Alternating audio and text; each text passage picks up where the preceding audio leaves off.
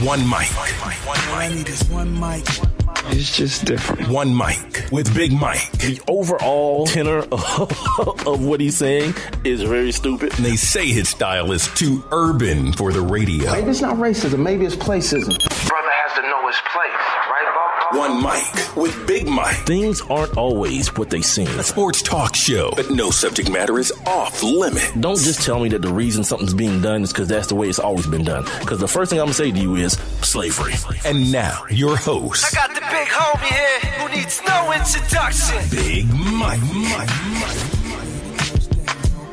All I need is one mic. Yes, indeedy. Yes, indeedy. It is the One Mic with Big Mike show here on a Superbowl Friday, man. Superbowl Friday here in the A. Yeah. Turn up. What's going on, man? Getting ready for the weekend, getting ready for the Super Bowl. I'm here, man. I'm up in here. Spreaker.com, Spreaker.com is where you're hearing me, or either probably, or you might be hearing me on TuneIn, or my website, One Mic with Big Mike.com. Don't forget, the show is available on demand on all of those platforms, as well as on iTunes, iHeartRadio, Stitcher, Google Play Music, and YouTube, where you can get the audio. And I'm working on the video right now. Apparently, my video streamer has hit a glitch, so I don't think the video is streaming right now.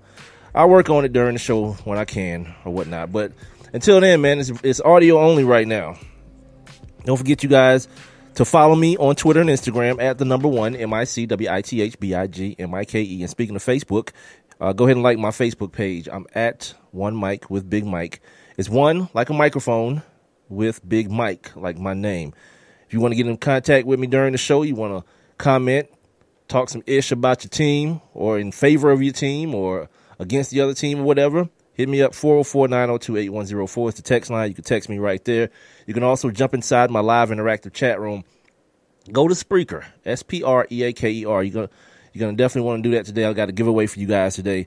Brand new 2016 conference championship, Atlanta Falcons champion t-shirts. I would be showing it to you if the video wasn't acting a fool. I'd be showing it to you right now, but I'll describe it. It's a t-shirt with Matt Ryan, Julio's on this joint. This kid Taylor Gabriel's on it. Who is that? Devontae Freeman, Mohamed Sanu's on this joint.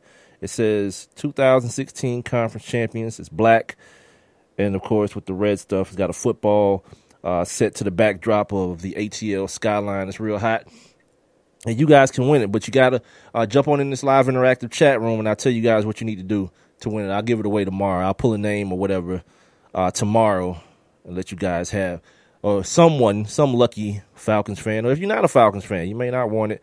You may want to burn it or whatever. Do what you want to do. It's just it's you know what I mean? It's my gift to you guys. What else do I need to let you guys know today? Nothing, man. Just getting ready for the weekend. Not a lot to talk about today. No guest today. So at the bottom of the hour, of course, we'll do on this day my daily look back into the annals of sports. Also, shout out to B. Shout out to B, the Beehive. Apparently, Beyonce's got the world, feeling kind of some kind of way, I guess, because she's having her and Mr. Sean Carter having twins this time. So shout out to them. I guess I don't really understand the brouhaha, but I guess it's a big deal to a lot of people. So there you go. I want to talk about a couple of things today. I want to talk about Mike Vick. Mike Vick wrote a letter to the Atlanta city of Atlanta, not the Falcons, to the city of Atlanta yesterday, and I found it kind of peculiar. I read it again today. I read it yesterday, and I posted it on my Facebook, and then I read it again today, so I could take some notes on it and let it kind of wash over me a little bit. So I want to talk about that. I want to talk about activism today too. I saw a panel discussion on ESPN's Outside the Lines where they were having a panel discussion. So I want to give my thoughts on that and some of the things that were saying. It was Malcolm Jennings. It was Jim Brown. Of course, you got to call old ass Jim every time you want to talk about activism in sports. He's like the go-to guy. That white dude Nate Boyer and T.I. T.I. was on there too. So yeah, and I'm gonna give my thoughts. Definitely, I got to give my thoughts on the game, the Super Bowl matchup, because I've been kind of staying away from it because I think Super Bowl coverage gets so overdone, if you understand what I'm saying. So I stayed away from it. I did my thing this weekend this week as I would normally do. So I'll eventually get to that situation. Make sure you guys head on over to Twitter as well. Hashtag Put It On The Poll is brought to us by sportsnewsandbrews.com. Go to sportsnewsandbrews.com. Check out my man Rob Calloway's piece on Mike Vick. He wrote a piece called Thank You, Mike Vick. I think knowing him, I haven't read it yet, and I should be ashamed of myself because I hate when my people ask me, "Hey man, you seen my thing? You read my stuff? You heard this?" And I haven't. I just hadn't had time. But I need to read it. I saw it, but I haven't read it. So you guys head on over there, check it out. And if I know him, it's a little bit satirical in his thank you to Mike Vick. I haven't read it, like I say though, so don't take my word for it. Go read it for yourself at Sports News. At Sports News Brews is on Twitter, but you can go to the website sportsnewsandbrews.com. They bring us hashtag Put It On The Poll. Today's poll question so far: which one do you choose? The dunk contest or the 3-point shootout?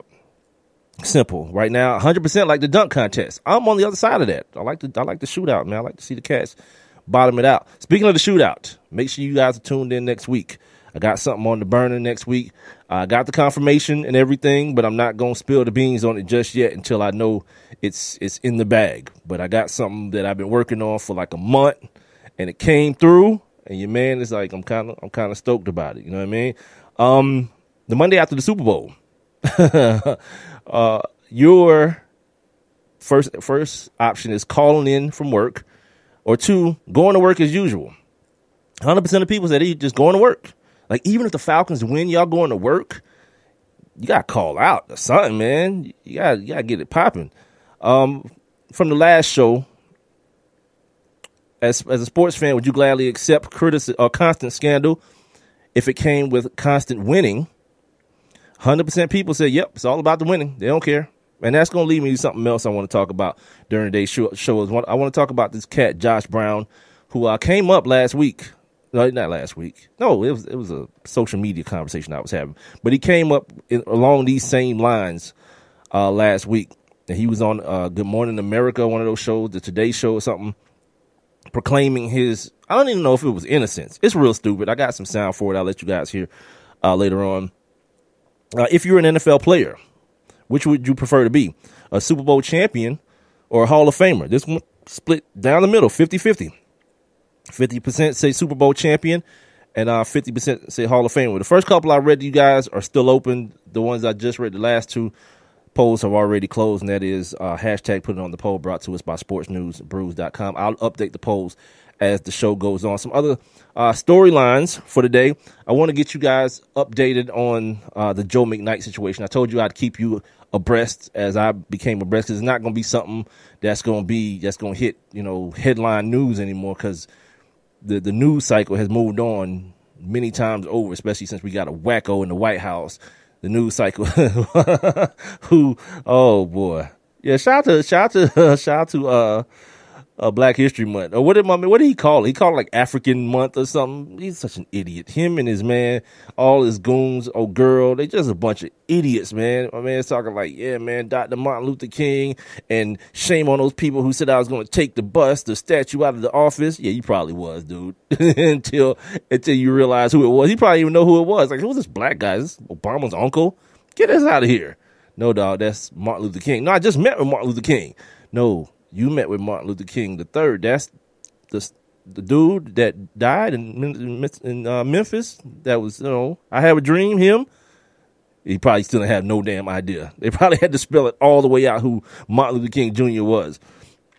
So anyway, the Joe McKnight situation is not something that's going to be front page news, but you got me. Joe McKnight's killer, don't remember his name, don't even care what his name is. He's been indicted. He's been indicted on second-degree murder, which could lead to a maximum life sentence for the dude. But we'll see. You know what I mean? Like, I'm past the whole indictment thing. We'll see if any type of conviction is made, and if it is, I'll let you guys in on it. There's more. There's some things coming out of Baylor. More. And I guess these are things that, they were gonna try to keep it covered up until people start turning on each other. So a bunch of, white on white crime going on. I'll tell you guys about that as well. Magic Johnson's back with the Lakers in an advisory capacity. Like, that's how you do. Like, if you get a gig consulting, do that. That's all, because all you're doing is like telling people what to do, and if it don't go wrong, you can just tell them that they can do exactly what you said do. Yeah, consulting is the gig if you can get it. You know what I mean? And here in the city of Atlanta, a local story that was so weird. I was talking to my man earlier about it. The bird lady, and apparently there's two of them, two bird ladies who are the what do they call them? Super fans for the Atlanta Falcons. And apparently yesterday I was half paying attention. My old lady was watching the news, and I see her crying because apparently she was involved in some sort of scamming of people who paid their money to get on a bus and go to Houston, not for the actual game, but just to be in Houston as the Atlanta Falcons take on the New England Patriots, and they got stranded here in Atlanta. They didn't. The bus was gone. Old girl got on a flight and she was in Houston. She was like on like the Today Show. People had, and like she's crying on the news and all kind of craziness. And I'm like, man, is this what it is? This was hot in the streets, huh? God, these super fans and people talking about, I'm seeing Facebook posts. I guess it was the other one. And apparently I went to school with her. I couldn't tell you what she looked like. The name Keisha Burns is kind of generic, so I may know who it is and who it isn't, but whatever. Like I didn't ask for fame and I didn't ask for stardom. It's like, come on, you dress like a bird at every show. You looking for some sort of attention, or am I wrong? Yeah, man, it's just weirdness, man. All this weirdness. Just let the football game come. Let the football game come on and be over, and let whoever win gonna win, and then we can do all that stuff. That's why, like, all this week talking about it wasn't really my thing. I tried to have guests on, like you see Wednesday. I ain't barely say nothing on Wednesday. Had a bunch of people on the show. The young ladies from Girl Chat Sports. My man Bobby Hamilton was on. Who else I talked to? Alex Cavtar from NFLDraftBlitz.com. Yeah, I had time for that. So, but today I'm gonna talk about it. I'm not gonna make no predictions and all that kind of stuff. Mainly just matchups. You know, things that stand out to me as I've watched both of these teams this year, and some things that may catch everyone a little bit off guard, especially if you hadn't been paying attention. Like here in Atlanta, there's a big focus on the Falcons, right? So there probably isn't that big of a focus on the other team, the Patriots. So coming up on Super Bowl Sunday, the thing that immediately comes to your attention. By the way, anybody having a Super Bowl party? If you're having a Super Bowl party, send me a text, 404-902-8104. Actually, let me see if I can get my video stream pumping real quick. You guys can comment below. I don't want to come to the party because I'm the type of dude, especially a game like this, I want to be able to hear the game and see what's going on. And I'm probably scorned because of the Janet Jackson Super Bowl that I missed, the breasticle exposed, the live breasticle coming out the party, because I was hosting a party down here in Buckhead, and I'm standing on like the bench or whatever, and I'm trying to do some giveaways during halftime, and I just hear everybody, what happened? What? And I'm turning around looking like, I don't know, what happened? And before I could even turn around and see what happened, it was already over. So, yeah, I like to be in a place where I can hear the game and hear how the game is being called. Who got it this year? Fox? Last year, NBC had it, right? And Collinsworth brought it. Collinsworth was on it from beginning to end. We'll see how Joe Buck. I think it's probably Joe Buck and Troy Aikman them do this year. A lot of y'all don't like Joe Buck, but here's what it is. You know what I mean? Let's see how he does this year. He and Aikman, because mainly the play-by-play dude is what it is. And I think sometimes the gripe with Joe Buck is that he may try to take on both roles instead of just doing the play-by-play and letting Troy, break the situation down. But that's all, man. If you guys having a Super Bowl party, holler at your boy. I'll be checking you guys. Follow me on Instagram, and I'll follow you back and checking out your situation. As far as the game goes, injuries from the Atlanta Falcons standpoint, they being real coy about this Alex Mack situation, and it leads me to believe that it's worse than they say it is, because they keep calling it a leg injury, but I heard the terms high ankle sprain used more than once. Not by the Falcons people. Dan Quinn said everything's good. He was concerned at one point, but he's not anymore. They gonna shoot that dude up with so many horse tranquilizers. It's not even fun. He didn't even know he got a leg.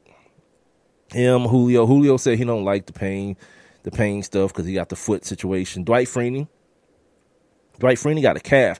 And here's the thing about Dwight Freeney with the calf. Of course, he doesn't start for the Falcons, but he's a guy who can generate some pressure, and not just people look at that spin move, which is something that would be helpful in this game, because the pressure that's going to affect Brady, it's not going to be the type of pressure that Vick Beasley is customarily going to bring, coming off the edge, beating the tackle off outside rushing, because Brady just wants to step in. The Falcons' lack of inside rush it might hurt them with Brady being able to step into the pocket. Now, Dwight Freeney's a guy who has a multitude of things that he can do. He also has a good power game when it comes to the pass rush, and he can get those tackles on skates if he's on his game, which could also affect Brady a lot more than outside pressure, which then brings the question to mind, with the Falcons blitzing as much as they have in the postseason. Not a whole lot. I think they might have been last in blitz percentage in the regular season, and ramped it way up in the postseason. But it's what kind of game you want to play with Tom Brady? You know what I'm saying? You want to play that game that you're going to blitz him, or you're going to sticking to your 3-deep concept and allow him to know exactly what's happening. Because what you're banking on there is you're banking on getting some pressure with the front.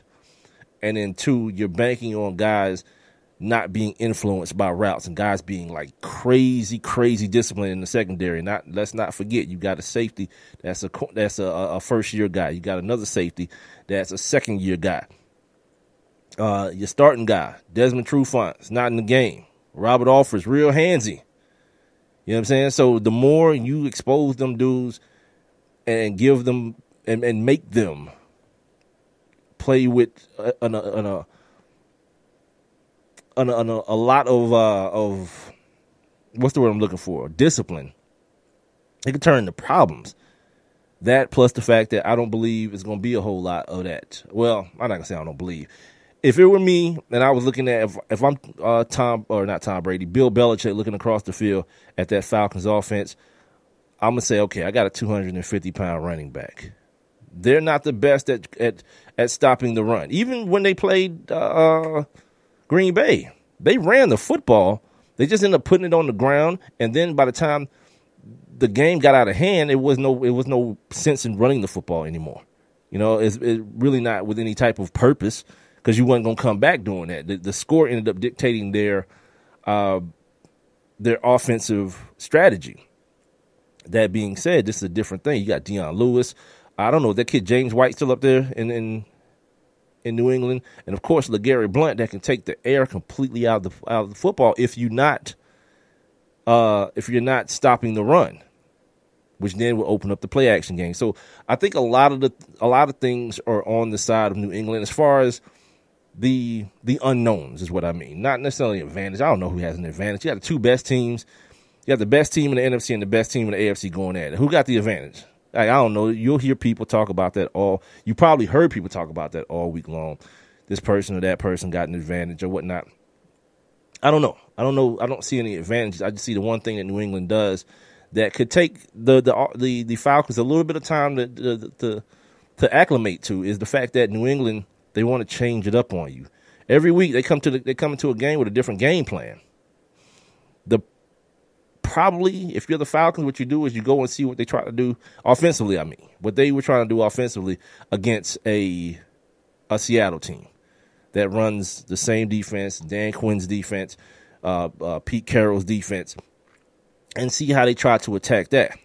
They don't have Gronk, but they do have Martellus Bennett. They got this kid Hogan, and they got Amendola and Edelman, and all those white wide receivers in English, and they can do some damage, especially if number 12 he's upright.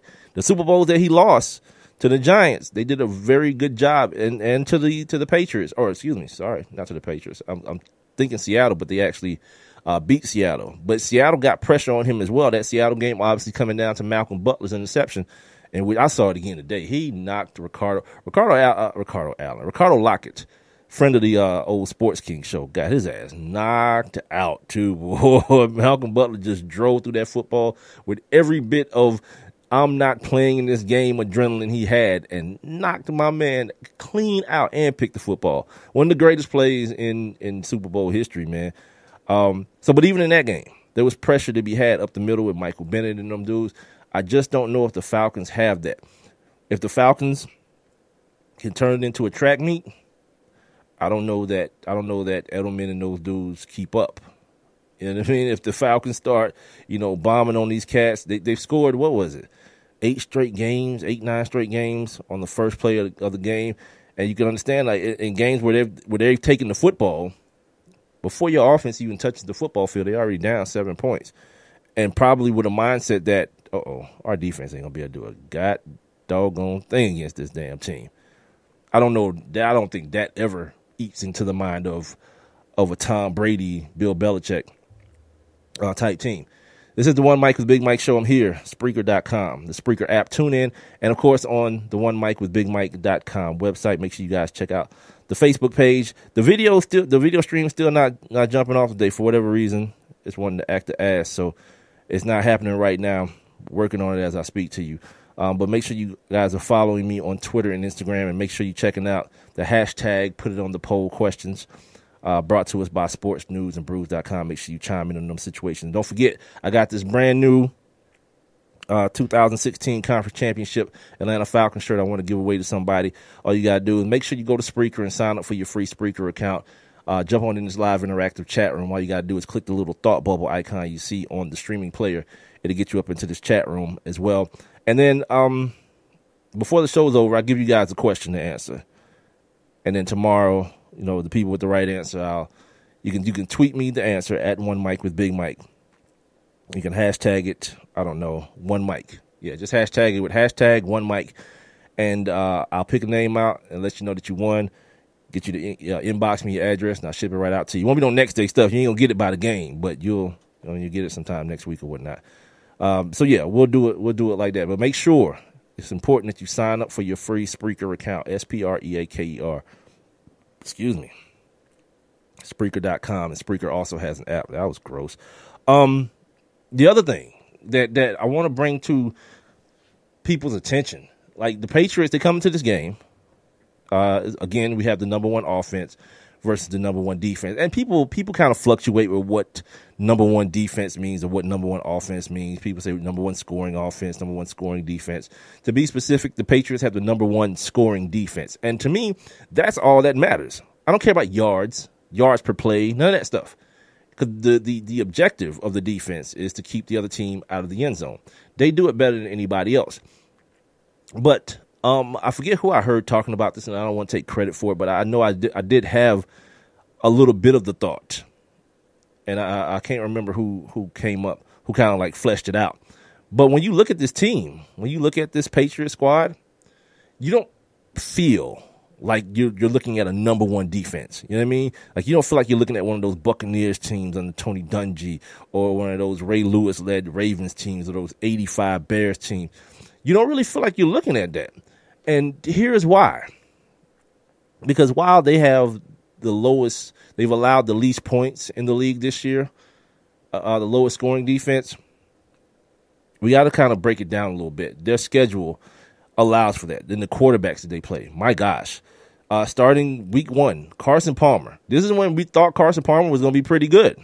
But the Cardinals were going to be pretty good. Simply because of what they did the previous year. Didn't turn out that way. 7-8-1 ended up being their record. They got Ryan Tannehill twice, Tyrod Taylor twice. Who's the other team in that damn division? Ryan Fitzpatrick or whoever it was twice. Whatever Jets quarterback. Let's just say that. They got Brock Osweiler, whoever was playing quarterback for the Browns at the time. Andy Dalton. They had the Steelers, but guess who wasn't there? Big Ben wasn't there. They played Landry Jones. Maybe this was Colin Kaepernick by November. Okay, they lost when they played the Seahawks and Russell Wilson, but then they had the Rams. Joe Flacco had an abysmal year this year as well.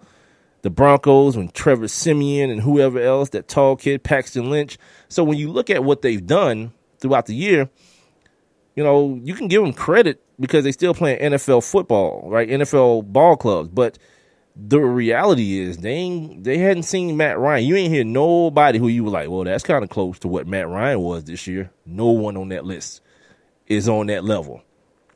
So with that being said, I can't in good conscience look at this game and say, you know what, this is a number one defense against the number one offense. Nah, and numbers only. And that whole concept of, numbers don't lie. Sure they do. I just showed you an example right there. Sure they do. It's the number one scoring defense, but they hadn't played an offense worth a damn this year. Like, even that Seahawks team, that's not an offense that you like, oh my God. As a team, they're usually a force within the league, but as an offense, yeah, maybe not. The other thing that I think would be advantageous, and I think it's one of those Bill Belichick principles, taking away the team's best player. I think around here in Atlanta, people love Devontae Freeman, and they love Tevin Coleman. They love that 1-2 punch in the backfield. By the way, did y'all hear Tevin Coleman? His agent came out talking about money, and I told y'all about this a couple of weeks ago, maybe about a month ago. When I was talking to the Orlando Ledbetter, and I was like, look, man, things are going to change if this team wins the Super Bowl. Or if they lose because of how good they've been offensively. Other teams are going to be looking at what they got. Kyle Shanahan's already out the door. They're not going to pay two running backs max money, or to use an NBA term, max money. So one of those dudes is going to go. Devontae Freeman is not Dan Quinn's guy. That's Mike. He's a holdover from the other regime. Tevin Coleman is the guy they drafted. You're going to have to, they're already talking about re-upping Matt or extending him, Matt Ryan. So with all that money going out and people probably seeing other opportunities in other places, this team is going to need to win now. And I know they got a bunch of Patriot stuff going on in the, in the locker, in the front office with Scott Pioli and Thomas Dimitroff, but the Patriots are an animal amongst themselves. You know what I mean? To do what they do at the level that they do it. There's other teams that are consistent. The Steelers are pretty damn consistent. I think the Falcons can be on that level, but that Patriots thing is going on for so long at such a high level. It's really kind of just unfair to try to compare any other team to that situation. So the point I was getting at before I got off onto that, Bill Belichick and him, taking people out the game. I think he's fine giving up 5 yards of carry to Freeman and Coleman. Of course, not the explosive runs, not the runs over 10, 15 yards. And I think he's even better if Taylor Gabriel ends up being your Super Bowl MVP. I think Bill Belichick, they'll live with that. They'll go home and live with that. They don't want to lose, but they'll live with that happening. You know what I mean? Take their chances with that. The same way they took their chances with, Mario Manningham, beating them down the sideline. The same way they took their chances with David Tyree catching the ball on his helmet. You feel me? Like, those are the things that you can't stop everything. So if you're going to give them something, I use Taylor Gabriel, but I mean anybody. Mohamed Sanu, anybody not named Ryan Jones, anybody else. Even, like I said, even if those kids in the backfield start going off, have at it. Do your thing, man. And finally, man, for the people here in the city of Atlanta, I was talking to somebody yesterday, and they were talking about how it would be so crushing if the Falcons lost. And it said something that was very surprising to me. He said in 98, she's like, in 98, we just knew they were going to lose. And I was like, I didn't. I was here then. I didn't know they were going to lose. I thought like they got past the highest scoring offense in the league, in the history of the league. I didn't just think they were going to lose. Of course, Elway was coming off back-to-back, or going for a back-to-back, I should say. But I ain't just like, nah, hell no. They're going to take an L this time. So that was surprising to me. But the other thing, man, if the Falcons do take an L, it was a hell of a season. It's a much better season than even you as a Falcons fan. Anyone who loves the Falcons and cheers for the Falcons and all that craziness, you didn't even expect that to be the thing. You know what I mean? Super Bowl, Matt Ryan, offense setting record. Y'all was signing a petition at the beginning of the year to get rid of Kyle Shanahan. Don't think I forgot. Hashtag never forget. Anyway, we'll take a break, come back. I want to talk some more Falcons with you guys. I want to talk about a little controversy that came out, that kind of came out and kind of went away, you know, and because it's involving the NFL, like this ain't the one the NFL wants to come out around the Super Bowl. Like if it was Ray Lewis and his deer antler spray, by all means, but this thing, nah, they don't want no parts of this. So I'll talk about that next, as well as the letter to Atlanta by Mike Vick. After, of course, I take a look back and do On This Day. It's the One Mic with Big Mike show. I'm here, Spreaker.com, the Spreaker app, tune in, and One Mic with BigMike.com. Don't forget about signing up for your free Spreaker accounts. Just head on over there. It's free, just like signing up for Twitter and Instagram. Follow me, follow my show, One Mic with Big Mike on Spreaker. And somebody's going to win this brand new 2016 Conference Championship Atlanta Falcons shirt. I'll be back.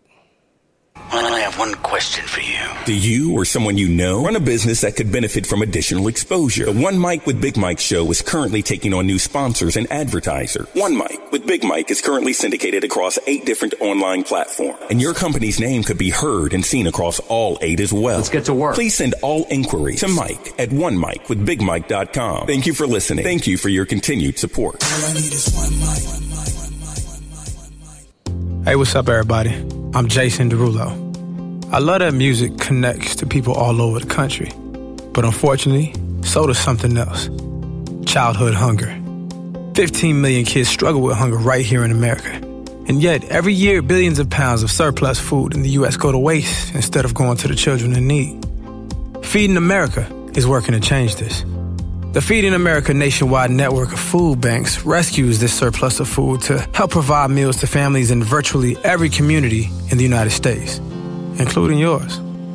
But they just can't do this alone. Join me in the fight against hunger in America. For more information on what you can do to get involved, visit feedingamerica.org. That's feedingamerica.org. Together we can solve hunger. Together, we're Feeding America. A message from Feeding America and the Ad Council. And now, back to One Mic. What are we waiting for? Let's get to it. With Big Mike.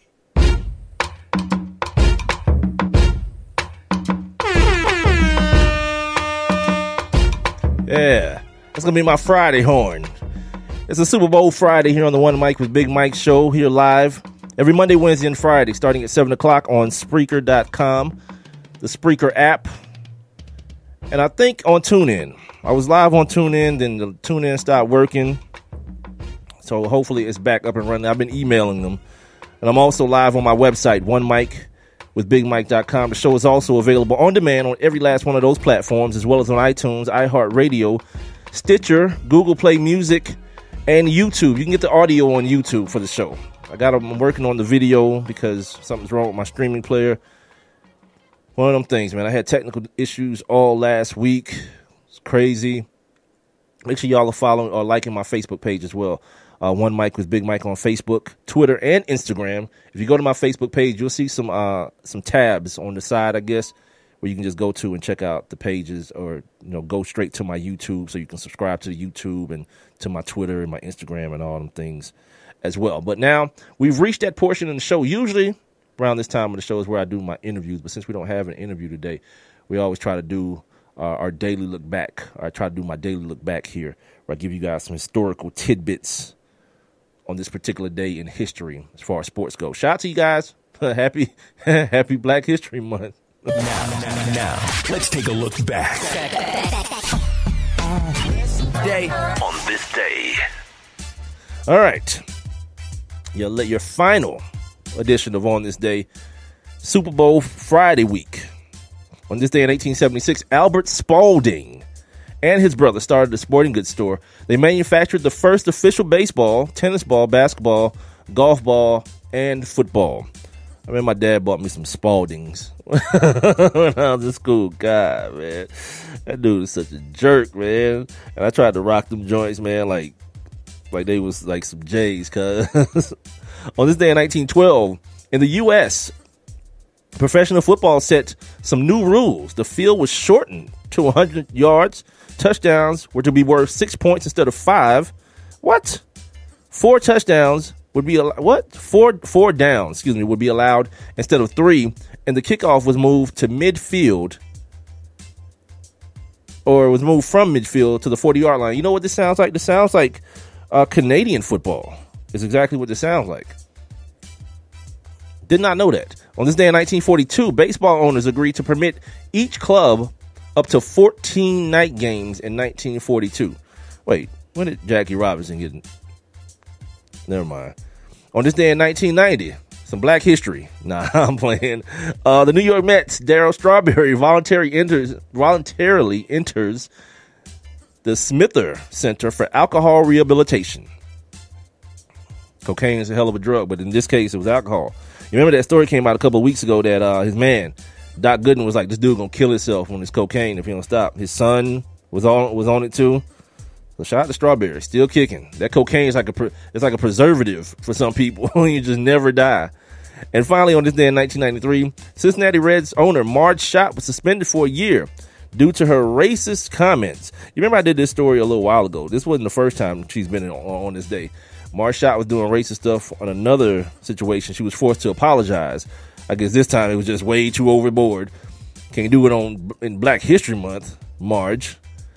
She dead now, so good. So, that is your final edition of On This Day for Superbowl Friday.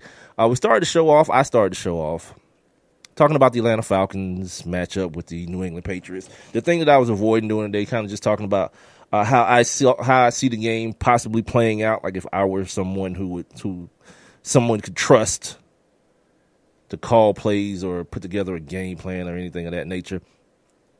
But now I want to talk about something that came out earlier this week about the Falcons. Apparently, there was a little bit of a pill popping situation that was going on here in the A. A few years ago, it wasn't during this regime, well, not this coaching regime. The Falcons apparently spent like $81,000 on prescription drugs for their players. Now you say, well, Mike, what's the big deal? Well, here's what the big deal is as it pertains to this. The league is still in litigation with players who are saying like, look, man, these folks knowingly got me hooked on these pills, ruined my life, got my damn, my kidneys failing and messed up and all this kind of stuff. So this story coming out during the Super Bowl, and by the way, it's not like a conspiracy thing. The trial is going on right now. So there's this thing that rich people hate. This is why a lot of times, like you see with the concussion thing, the league couldn't wait to settle this thing. They was going to go all the way until they couldn't go anymore in order to just let these people take a settlement. They was going to spend as much money as they could to make this settlement situation happen, because there's this thing in the court system known as discovery. And what discovery means is you got to turn over documentation, like things, emails, and that's where this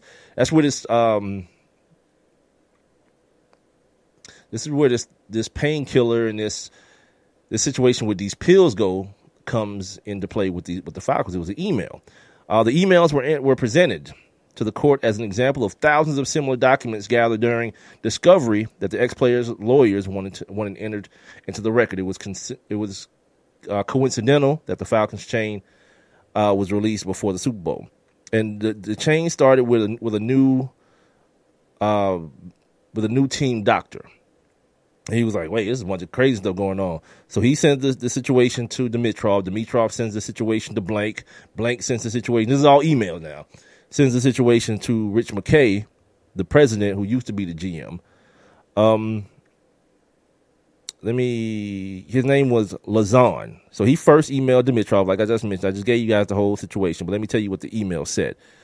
Dimitrov forwarded the email to Blank. He wrote, I thought it quite important for you to be aware of a rather sensitive subject and one we need to discuss before we include others in this topic matter. Blank replied, agree. We should talk together with Rich.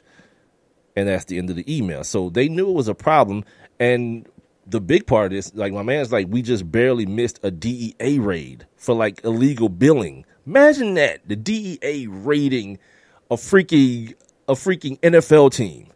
Yeah, that's all bad, man. And meanwhile, this whole situation still happening, man, where guys are saying we need to self-medicate. You heard my man Sean Smith on the show. He used to smoke weed before the game. And I just heard the other day Steven Jackson was on Michael Rappaport's podcast talking about how he was smoked before the game and like his shot was just broke as hell and he'd be on the bench paranoid that people was going to find out or whatever. Yeah, I guess that could happen. You know what I mean? But at the end of the day, he ain't out there killing himself, killing nobody. But on some real stuff, the cannabis industry and people like, what's the big man's name that used to play in Baltimore? The big tackle, Eugene Monroe, excuse me. Oh, Eugene Robinson's a different dude. Eugene Robinson's going to be on the news here in Atlanta later on, talking about what happened in 98 with the solicitation situation. Like, for what, B? Like, why? Cuz? You know what I mean? Like, people, if you can read, man, you know that your man got acquitted for it. And I know acquittal doesn't necessarily mean he didn't do nothing. But it happened and it's over. You know what I mean? The team lost. You could say it was because of that or not. And then, of course, he did get beat by Rod Smith for that post route. So there's that. But whatever. You know what I mean? It's over. But my man's going to be on TV tonight talking about it. I was DVRing, watching something on DVR yesterday and fast forwarding through. And I was like, hold on. I know that ain't who I think it is. Damn sure was. It was Eugene. Oh, my man. Eugene. Everybody trying to get their piece, man, I guess. So, yeah. Keep your eyes out for this situation with the Falcons. Not just the Falcons, though, with the league, because it's not just them.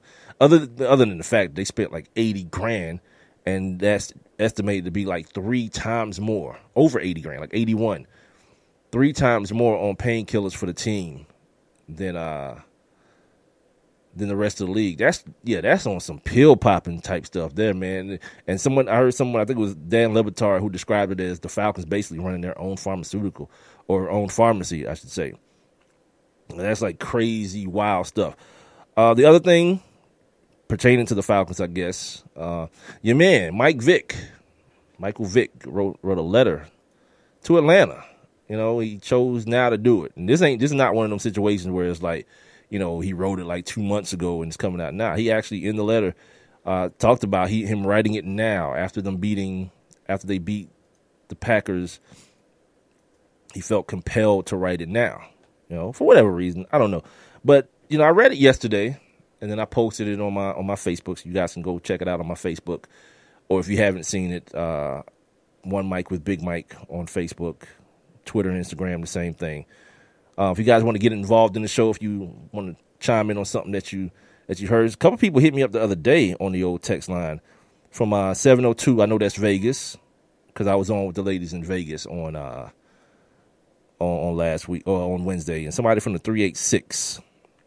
Don't know where the 386 is. I didn't turn around and look for it today. Had a bunch of other stuff, more important things to do. But if you guys want to get in contact with me, 404-902-8104. You can also jump inside my live and interactive chat room. Just go to Spreaker. Spreaker also has an app that you can take me with you. Somebody one time was listening to me in the grocery store. That was pretty cool. Or you can just log on to my website, onemicwithbigmike.com. The stream is already going there. But once you're there, you'll see a little streaming player. Click on that little thought bubble icon. It'll get you up inside the live interactive chat room. Now, so Mike Vick wrote this letter. Like I said, I read it yesterday, and I read it again today, so I could take notes and everything. And I wanted to let it just kind of just wash over me and get because people get emotional and come to Mike Vick, and it's real weird to me. It's always been weird to me, and I never really understood it all the way. Like, I understand him being a black quarterback and him being very relatable. He looks like a dude that you could have grown up with. I understand all that kind of stuff, but from the football and the sports side of things, it's hard for me to understand. And then after reading some of the things that he wrote, it makes it a little bit harder for me to understand, because it feels like he says some things and has since he's been out of prison that lets me know in some ways he gets certain things, but in other ways he doesn't. And let me stop being all ominous about it and be more specific. The fact that in this letter he writes that while he was in jail, craziest thing, he really felt that he was going to come out of jail and become the Atlanta Falcons quarterback again. And it's like, B, you talking 3 years, you doing 2 in the bank, you got suspended, you don't know if you're going to be suspended when you come back out. Like, I don't think time is going to just stand still for you. You know what I mean? Like you had to be in your mind. Like it feels like a realistic person in your mind is making other arrangements. Like, okay, you want to still play football, obviously, because your man was like 30, 28, 30, whatever. He still had football in him, and we saw that when he came out of jail. But to think that with everything that happened, that this was going to be the place he was going to come back to, lets me know one thing. Lets me know something very clear, and it's even more expanded upon throughout the letter, that he understands the unbridled emotion and the unbridled love that resides here for him. Like, in my reality, I don't think that love is necessarily reciprocated by Mike Vick, or it was while he was playing here. You know what I mean? It's one of those things like, tell me what you want to, but I appreciate more what you show me type situation. Like, you can't like whoop your woman ass and then still be talking about, I do it because I love her. You know, dudes do that. Like, there's some like real twisted-minded dudes that find some sort of rationale in that type of thinking. That's kind of way I see the relationship with the city of Atlanta and Mike Vick. Like, they love him, like, beyond love. Like, in that, you know, my son's a serial killer love, but he's my son type thing. You know, not comparing Mike Vick to a serial killer, but what I'm saying is, like, sometimes no matter how bad a mother's kid is or what he does, that love still prevails. But I always look back and I always think about when he says that he didn't study when he was here. He didn't work out when he was here. He didn't do the work that it took to do all the things that he said in this letter that he wanted to do. He said he wanted to be the quarterback that led this team to the Super Bowl. Well, that's fine and dandy to want to be that thing. But the guy that's here now actually put the work in. You know what I mean? And it's not just staying out of trouble, not that. Like, the whole dogfighting thing, people can debate back and forth about it or what they think was right or wrong and all these things. But inevitably, what it boiled down to was one man's arrogance that overtook him and took him to a place that he didn't need to be in. And then once he got to that place, there was no way to go but where somebody else was telling you to go. Like, people just kind of ignore those reports that came out that my man could have got a probation bid off this had he let it stay local. But then once it went Fed, sorry, man, they hitting you with Fed, gambling, racketeering, RICO stuff, man. Yeah, it's a wrap. You know, people still down here was like, yeah, he got bread. He can beat the charge. Nah, don't work like that. You know what I mean? It don't work like that. Fed's a 90% conviction rate. Either you going to say you did it, or if you make them go to court and spend resources, it's going to be real problems. That's why my man was like, yeah. But that's not the only reason. The other reason is because he did it. I mean, he did whatever he did to them dogs or whatever. That part of the situation don't really bother me. I'm not a dog lover. I think it's like crazy and weird that somebody would electrocute and drown a dog. But, I grew up in a neighborhood where I've seen those type of things happen. And while I didn't understand it then, I don't understand it anymore now. But it wasn't something that kept me up at night and made me sad or none of those things. So, there's a difference. Is what I'm getting to. There's a difference between someone who's talking about the things that they want to do for you and the way they feel about you and the way they think they're supposed to feel about you because of the way you treat them and the way you feel about them. And I felt so much of that while reading this letter. You know what I mean? The fact that he had basically morphed into this I'm the quarterback of the Atlanta Falcons thing. He talks about it over and over again in the letter, like that's who I was. That was my world. To the point where the day they drafted Matt Ryan, the Falcons, was his mom's birthday. He was in jail, and his grandma, who was very close with, had a stroke. And while he was emotional about his mom, when his mom told him that his grandma had a stroke, the way he depicts it in the letter is almost like he was as emotional. When he found out the Falcons, like some dudes walking up the stairs in the jail, like, hey, dog, you know who the Falcons just drafted? He was like, who? They was like, Matt Ryan, the quarterback out of Boston College. He said he started feeling like physically ill over that. Because at that point, like then, like being in Leavenworth didn't do it, but at that point he realized that he was no longer going to be the quarterback of the Atlanta Falcons. And that was like, wow. That was amazing for me to read that. Like, damn, dude. It took like, you saw Byron Leftwich take his ass out there. You saw Bobby Petrino quit this month. You saw Joey Harrington and Chris Redmond and all these bum ass quarterbacks. You thought that Arthur Blank and the boys were just gonna keep rolling those bums out there, waiting on you to get out of the bank? That's amazing, man. Like that's some narcissistic type stuff. I'm gonna keep it real. And if you wonder why I'm speaking about it this way, because it's hard for me to be sorry for someone who self-inflicts. You know what I mean? Because the things that he did, he didn't have to. You know, the example I used to give when we were talking about this on the radio back in the day was if the storyline was like Mike Vick was at a dog fight and they bust up in the dog fight, and you know he was one of the people that they got while he was in there. I was like, all right, man, wrong place, wrong time.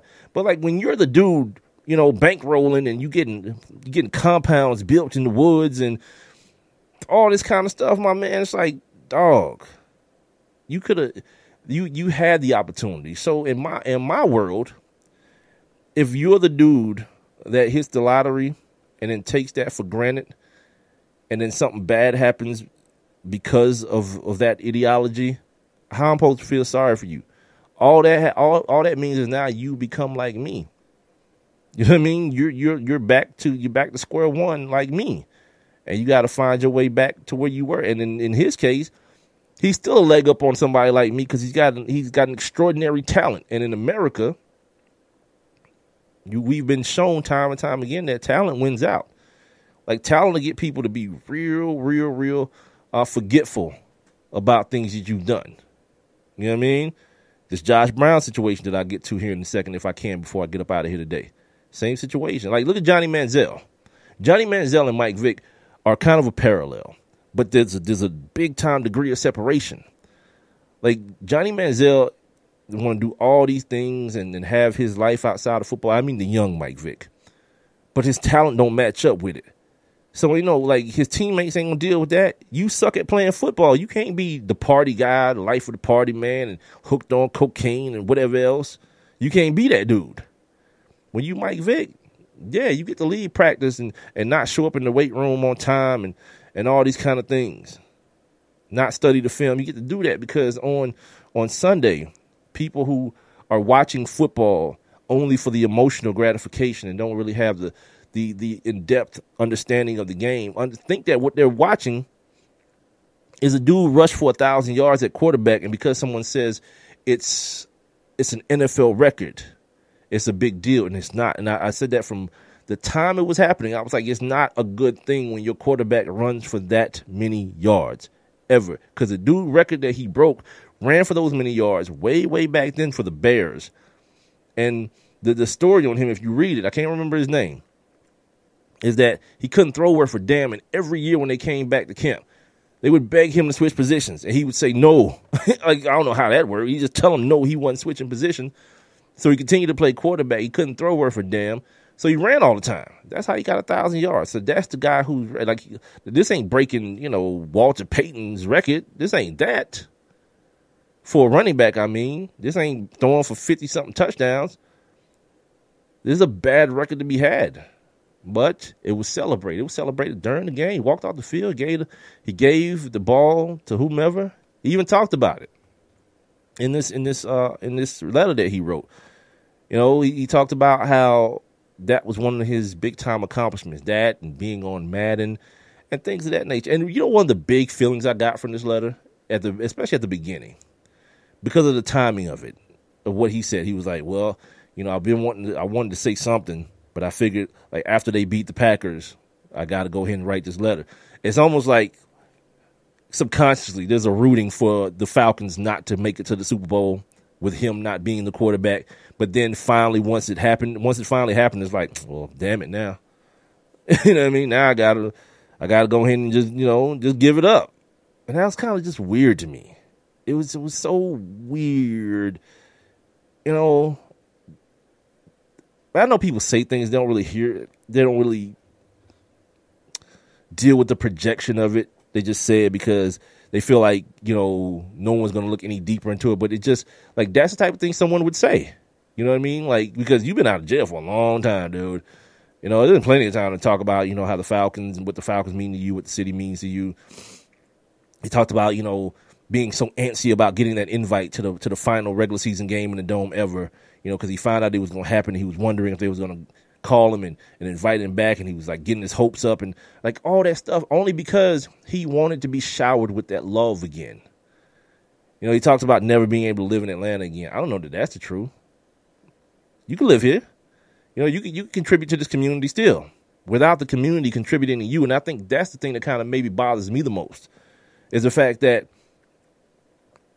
all this stuff is still the letter to me. It points back to him and everything that the city is able to do for him and his ego and his feelings. And I'm going to be honest with you. I don't know at this point that Mike Vick does anything here in Atlanta. He's like a ghost. You know what I mean? He's like the guy who people are always like, man, you remember when Mike Vick, he's a you remember when guy.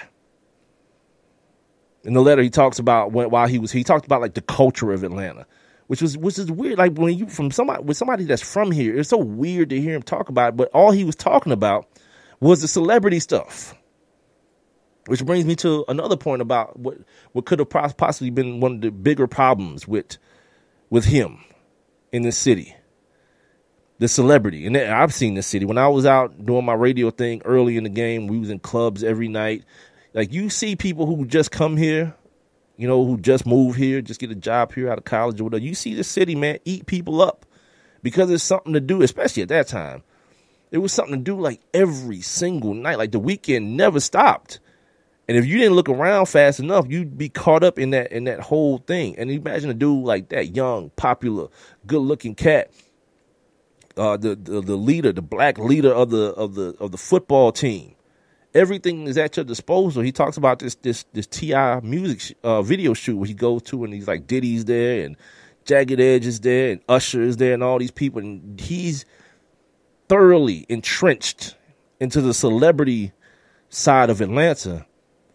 But the difference between him and Usher or him and T.I. is like, dude, you got to go out there and perform on Sunday. And part of performing on Sunday is not just leaning on your athletic gifts, which was done more times than it should have been. At some point, learning the game and finding out the nuances of the game and not trying to be the keep it real guy. I'm still so hood, dude. And for everything it's worth, like I can't really look at myself reading this letter as a letter to Atlanta from Mike Vick. It's almost like an ode to himself and a reminder to himself of what he once was to a place like this. And in a lot of people's minds, I did the hashtag, put it on the poll question the other day about Matt Ryan eclipsing Mike Vick, kind of, overcoming a lot of the stuff that was here before him. And there's still people who would say this dude would never eclipse Mike Vick, even after the Super Bowl win. If they win on Sunday, he still won't. That's a shame. You know what I mean? That's a shame because unlike what Mike Vick said in this piece, he talked about the parallels between him and Matt Ryan, and I immediately scoff at that. Like, what parallels be? You play the same position in two totally different ways. And even in the way you came into the position, like when Mike Vick got drafted here, like it was immediately Arthur Blank lowered the prices of the tickets at the Dome to fill that joint up. And people went down there and they literally went down there to see one thing and one man play football and run around and have highlight plays and all that. Win, lose, or draw, it didn't matter, really. They just wanted to see Vick do Vick. And I think he got caught up in that too. I'm just going to do me. Matt Ryan didn't come to that. Matt Ryan came in as the dude that was taking Mike Vick's position in a lot of people's minds. And there was always this sense, and there still is a little bit of this sense. He's about to have an MVP season. There's still this sense of, man, I don't care, man, this white boy. What this white boy going to do? My man texted me the other day because I said Matt Ryan's last name should be Butt. but he put B-U-T-T because he's an idiot. But no, it's like, yeah, Matt Ryan, but but he ain't this or he ain't that. Which is like part of the reason, like if it's a small sliver of me that's rooting for this team, like I root for that guy. He's somebody who I've been accused of being an apologist and a defender of throughout a good part of my sports radio career. But it wasn't that. It wasn't never that.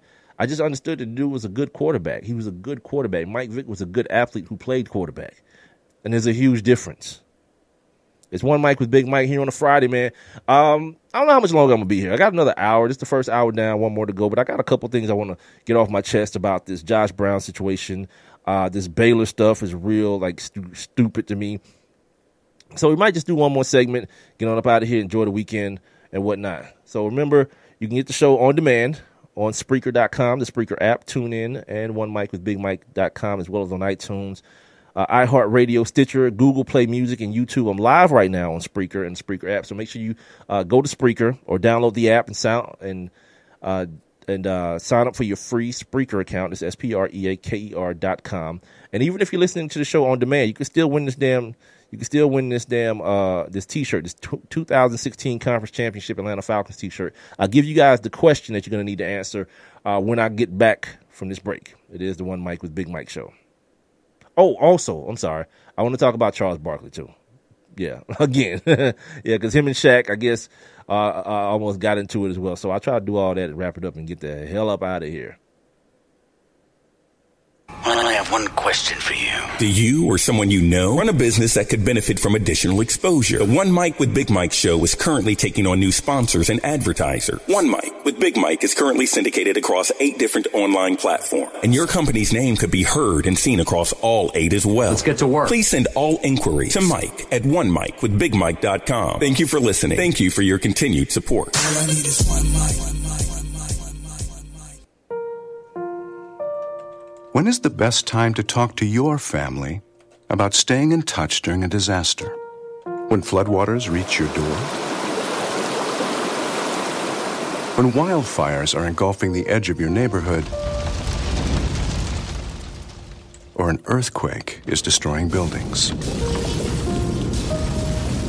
When a tornado is tearing through town? Or a hurricane strikes? Or is the best time perhaps today? During a disaster, you may not be able to stay in touch with your family or friends as easily as you think. And it's not always as simple as using your cell phone. That's why now is the time to take action. Go to ready.gov/communicate and make your emergency plan today. Don't wait. Communicate. Brought to you by FEMA and the Ad Council. One Mic. All I need is one mic. What's the name of the show? One Mic with Big Mike. Ain't nobody getting hurt, ain't nobody, there's no crime being committed. And they say his style is too urban for the radio. This is real life stuff that's happened to me. Well, you know what? You, and you. One Mic with Big Mike. I like to be able to do what I want to do. A sports talk show, but no subject matter is off limits. Meek Mill's concert is not called the Hell Yeah I Bang Khloe Kardashian concert. And now, your host. Put your hands together for the one, the only Big Mike. All I need is one mic. Superbowl Friday, man. Right here on the One Mic with Big Mike show, getting ready for Sunday. You guys gonna have your Super Bowl parties. I'm gonna do some cooking, some wings popping, some ribs, maybe chicken fingers. But it's just gonna be me and the old lady here. Oh, but maybe she might go over to my mother-in-law's house or whatnot. I don't know. They big Falcons fans over there. Also, a shout out to all the bootleggers, man. Shout out to the bootleggers, man. Folks is out here getting crazy money. You know what I mean? The NFL don't even know what's hit them when it comes to this ATL situation. Like, I'm talking custom made, embroidery, like the good, man. Shout out to y'all, man. If you guys want to know where to get some good custom stuff done as far as your Falcons gear, hit me up. Inbox me at One Mic with Big Mike, Twitter, Instagram, Facebook. I ain't trying to like put that business out here on on these airwaves. But yeah, because the feds be listening. But yeah, man, holla at your boy. It's real talk out here. Shout out to everybody in the A, man, getting this money, getting this Super Bowl money.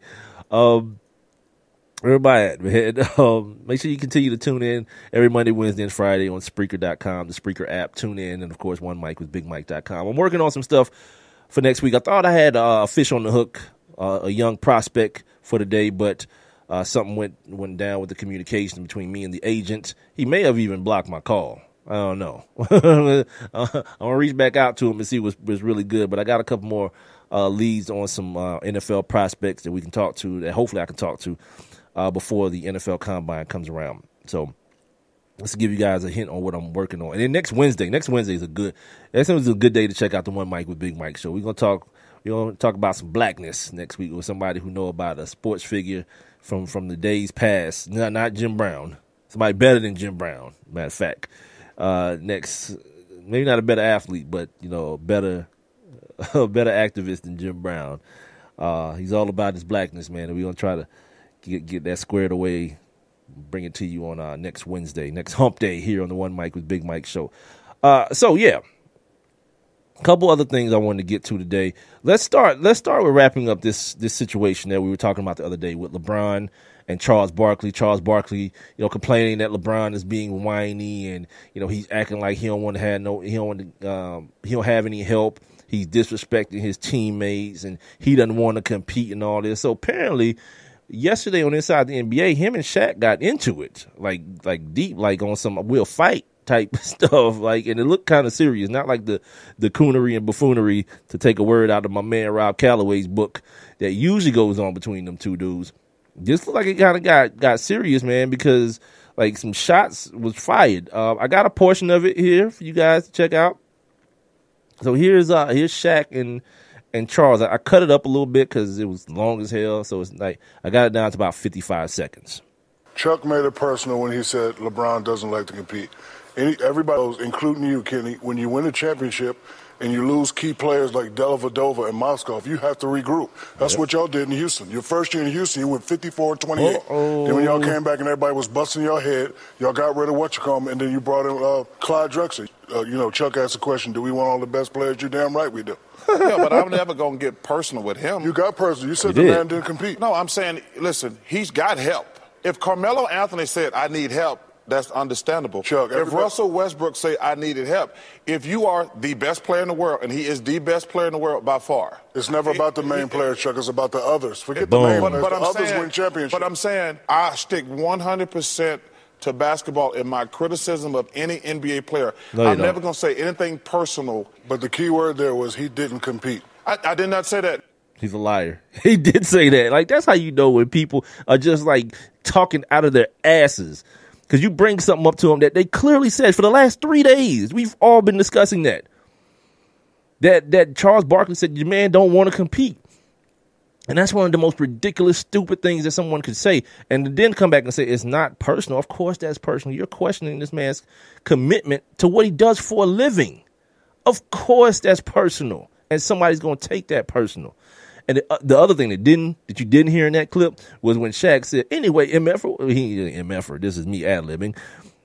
What the hell would you know about winning championships? The only people up here that went back to back is me and Kenny. I was like, you damn right. Shaq told that dude if he was LeBron, he would have came up there and bust Charles in his mouth. Charles said, you can't fight, no way. I was like, yeah, let's get this popping immediately, dude. I'll watch that show again with that. This is a weird place for me as well, me siding with Shaquille O'Neal, because usually he says nothing on that show that's worth even listening to, much less repeating and agreeing with. But I think it kind of struck a chord with him because the people, someone who's never won before, to show up and be on some, to be on some, I know what it takes to win. You're the best player, so you shouldn't want any more. Meanwhile, I reminded you guys about this on Wednesday. This dude played on a team that had 4 Hall of Famers and couldn't get it done. Who won all the best players? And Shaq made a very good point. He's not talking about getting another superstar. That Carmelo thing came out of wherever. Shout out to my man, Mark Cooper, man. What up, dog? You down in the H-Town? Down there ready for these Falcons, man. I was talking about the Falcons earlier, man. I'm gonna get. Let me wrap this whole LeBron thing up. I'm talking to my man because like Mark don't come see me too often, so when he do, it's like a national holiday. You know what I mean? Mark stepped in the room for Black History Month. See around here, it's got to be month with the F, Black History Month.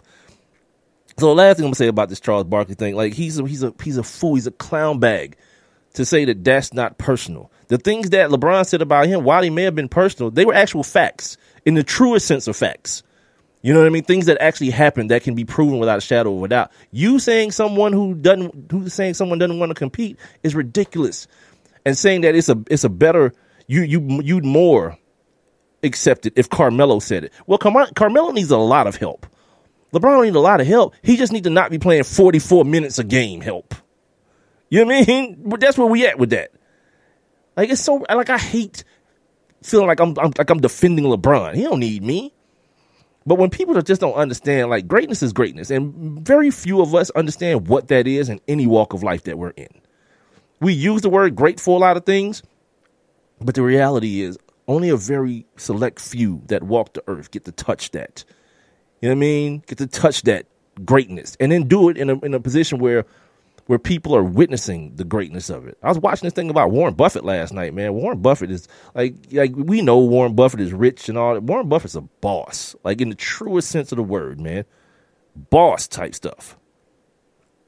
Anyway, now that my man Cooper's in here, we got to switch gears real quick. I was going to talk about Baylor and rape and all that kind of stuff, but Coop is he's the leader of the ATL Falcoholics. So if you went down there with Coop, apparently you got there. That bird lady situation got wild real quick. She sent people on the bus. She got on the plane.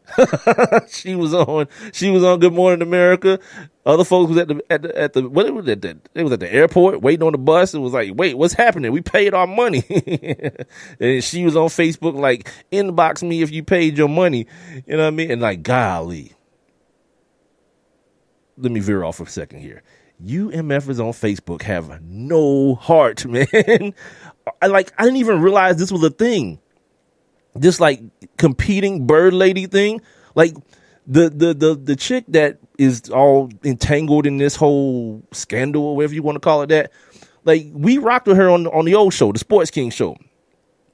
And I'm thinking it's just her because when we had her on, she was talking about how she's going into the Hall of Fame because she had to raise this amount of money and get this amount of votes or whatever. And apparently she appeared on the Falcons tickets and on a billboard for the Falcons and all this kind of stuff or whatnot. And I'm like, all right, I'm in my mind, I'm thinking it's one chick. You know what I mean? And then not till today, talking to my man, talking to Callaway, I realized that there's two chicks and I knew it was two chicks, but I just thought it was the same chick. I thought it was just one broad, and it was actually both because like both of them had been sick with like cancer or something like that. They had like that part of the story, which makes me believe that, yeah, man, being a bird lady probably in a good bag, man. If like that's part of the gig, you got to get like cancer behind it. I mean, not saying that it's intertwined, but it's just kind of coincidental. And apparently, like I said, I went to school with one of them, or one of them graduated from my high school. And that's why I was thinking it was the older chick, because I was like, I don't know her. She must be old, like she went to the school in the 70s. It's just weird. One of those weird Atlanta things. This probably couldn't happen anywhere else. Like the dude that's in L.A., right, with the Raiders, and he got the black dude with the face paint and the big spiky shoulder pads. Like there's no doubt, right? There's one of him. My man that's in Minnesota with the Viking situation, there's one of him. Fireman Ed, there's one of him. How does this happen here, man? How does this happen in the A? Where you run around with two broads talking about they the same person, basically. So weird. But anyway, Coop, I was talking about the game earlier. Not really, because I didn't really talk about it this week at all, because I would more prefer to talk about the game after it happens. And people being prognosticators and predicting and all that. I know y'all love y'all. Y'all love y'all Stephen A. Smith show and your Shannon Sharp, Skip Bayless shows, whatever. But they're all clowns. They're all idiots, man. You know what I mean? Yeah, we just go, oh, no, you're a lie. Hell no. Does Rob know this? No, because Rob said he just found out There's 3 of these chicks talking about their bird ladies. Coop, I blame you, man. You gotta put a stop to this. That's foolery, B. There's no way that could be a thing. Do they all have beef with each other? Because that's what I found out today, too. There's like bird lady beef. Because as soon as the situation was going on with old girl being on the news and she's crying because people talking about she was ripping people off and she's a scam artist and all this kind of stuff, the other chick hit Facebook or whatever, and she's like, well, I just want to let you know that I'm the real bird lady and I don't do stuff like that. Like, damn, they don't even stick together. It's damn, cuz. And apparently people are asking her all the time why she didn't trademark it or whatever. Come on, man. Are these bras getting loot? Carol and Keisha have beef. So the other chick is just like, that's even better. So while the fight going on, like these two gonna fight to the death, and I'm just gonna sit over here and I'm gonna claim the crown when they both go down. Yeah, that sounds like my type of chick. The third bird lady is whose side I'm on. Yeah, let these two beef it out, Tupac and Biggie style. And then when they kick the bucket, because apparently they both then got kind of sick too.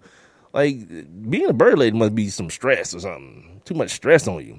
This third chick, yeah, she's right up my alley. Go ahead and just play the back, shouty. And then when these two bras kick it, they off each other or whatever, you just step right off in there. Just like Jay-Z did. You know what I'm saying? Jay was playing the back, hanging out with Jazzo, wearing big, thick gold chains. And now look, he got 3 babies by Beyonce. All because he just played the back and waited for Biggie and Pac to end their thing the way it ended. And then boom, Sean Carter appears. Yeah.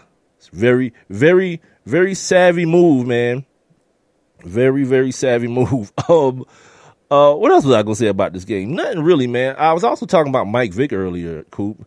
I don't know if you read this letter that he wrote. And I'm always, I'm always kind of seen sometimes, like when we were on the radio especially, as someone who's unfairly hard on Mike Vick. And it's not really that. It's just like, I'm not a Falcons fan, but I'm an Atlantan, man. And I always like the stuff that's going on in the city right now. I love it. I love it for the city. You know what I mean? I love it for the city. Whoever wins the game, it wins the game. You know what I mean? My feelings about the Falcons are they had an awesome season. Win, lose, or draw, the season was awesome. It was entertaining as hell, which is all I ask for in my sports. Entertain me. You know, that's what my beef is with the Hawks. Like, the Hawks have a decent team, but 2 years ago, the team was entertaining, and they were good.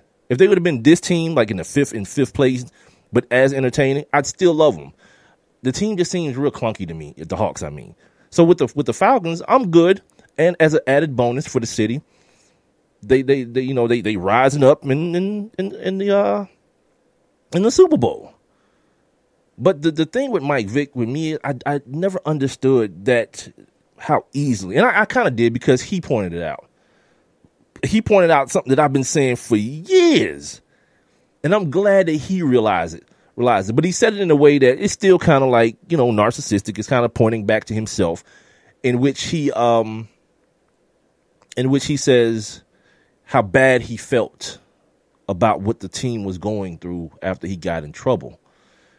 And then he talks about how much, paraphrasing, pressure, or how much it eases his conscience that Matt Ryan ended up working out, because if Matt Ryan would have been a bust, he would have felt even worse. He would have been even more depressed about the situation. This is something that I've been saying for years, not just about him, or maybe not even about him, about the city itself, that I never felt like the city understood how lucky they were that this gangly kid from Boston College turned out to be what he is, this MVP of the NFL, because that wasn't guaranteed. There was 3 choices for you. And really, had Bill Parcells been on his ish, you'd have had 2 choices at quarterback that year. Like, if Bill Parcells would have went away from, Jake Long, the tackle, and went with Matt Ryan, number 1 overall, that leaves the Atlanta Falcons, who needed a quarterback, who was going to definitely take a quarterback that year, with Chad Henne out of Michigan or Joe Flacco out of Delaware. Now, Joe Flacco has made some money and he did his thing in Baltimore, but Joe Flacco was also carried a lot more then the guy down here in Atlanta was carried by that defense. And then he showed up and played some good ball in the playoffs a couple times. There was one game where with Joe Flacco, especially the first championship, he got 2, right? In that first championship, he had a game where he threw the ball 11 times. An NFL quarterback. This is why I don't subscribe to that whole wins and losses thing for quarterbacks. It's ridiculous. This dude threw the ball 11 times and won the football game. And the team won the football game. So he gets a win. He's a playoff win for that. That's ridiculous. It's as ridiculous as Tony Romo, for example, getting a playoff loss last year because of that catch rule with Des Bryant, where he clearly to most people who are just watching football, who are not rooting for or against anybody, just watching football, it's clear that he caught the football and he lost it on a reach. He was reaching for the end zone to score a touchdown. So they lose that game. And he gets a loss. Aaron Rodgers gets a win.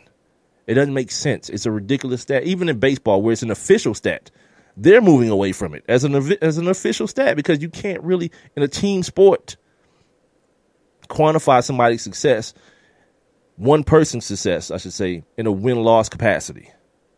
You just really can't do it. So, for with all that being said, the situation in Atlanta with Matt Ryan, I've always felt like Matt Ryan should hold much more clout than Mike Vick, because we like to play that game if Mike Vick was white, right, when he got in trouble. But let's switch the game. If Matt Ryan was a black dude, you know what I'm saying?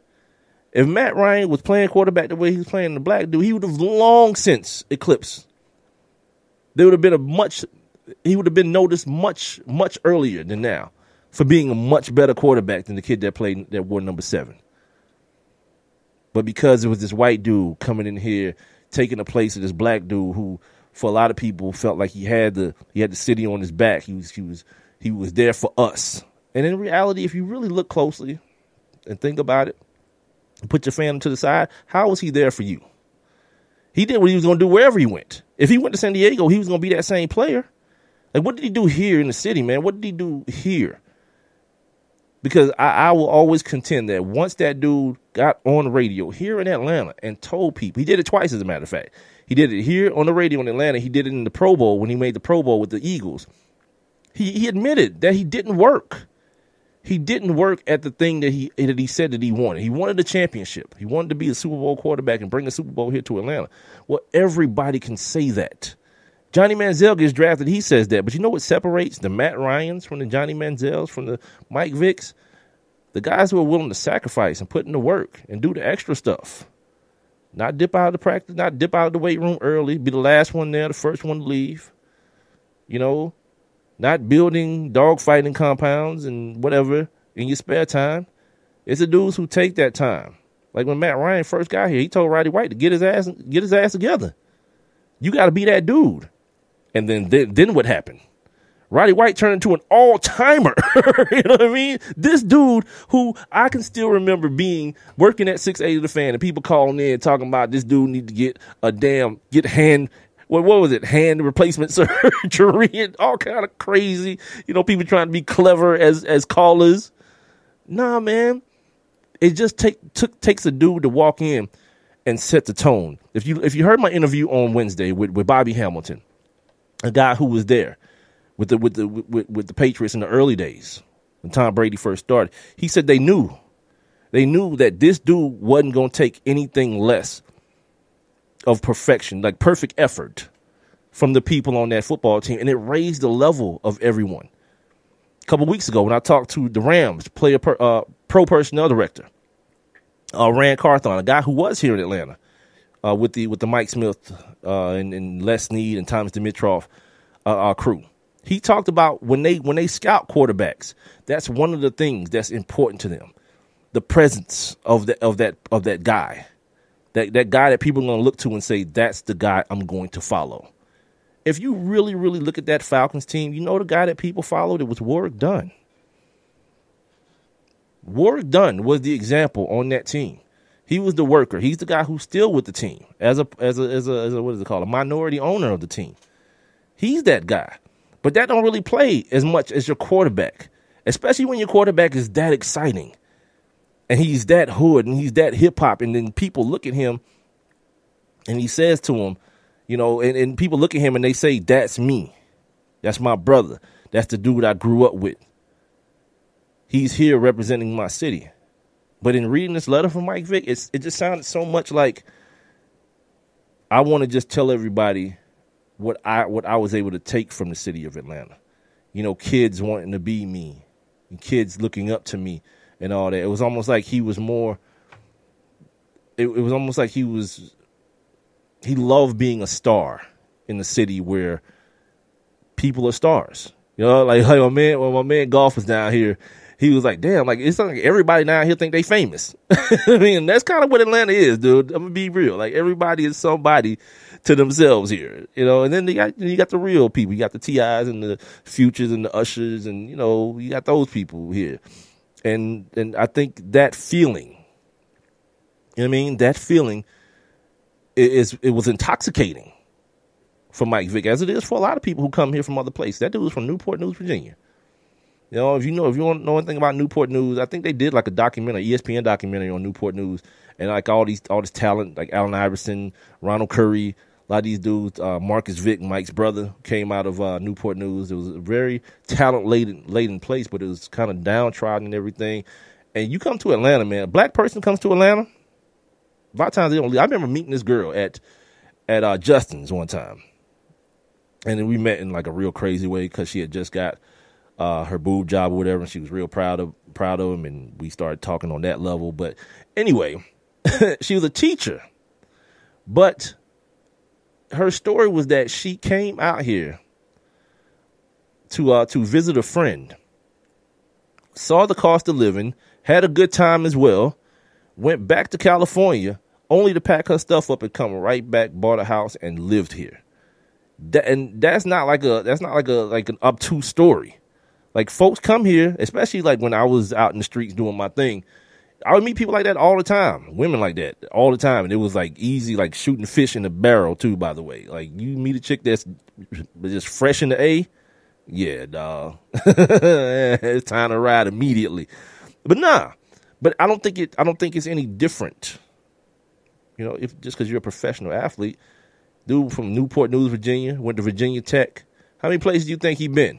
Like, for real, lived, other than where he from? You come down here, man, the first time somebody take your ass to Magic City, you going to lose your mind immediately. And you Mike Vick? So, yeah, the priority is what I'm talking about. Just to kind of wrap this thing up and get to the next segment here. The priority it wasn't the city. It wasn't the team. And it's obvious. Coming out of his own mouth, it was obvious. The priority was himself and continue to fulfill that feeling. Like, you know, they talk about like people who smoke crack or do cocaine or drugs, and that they talk about chasing a high. That's what it comes across to me. In reading this letter, that's what it came across to me.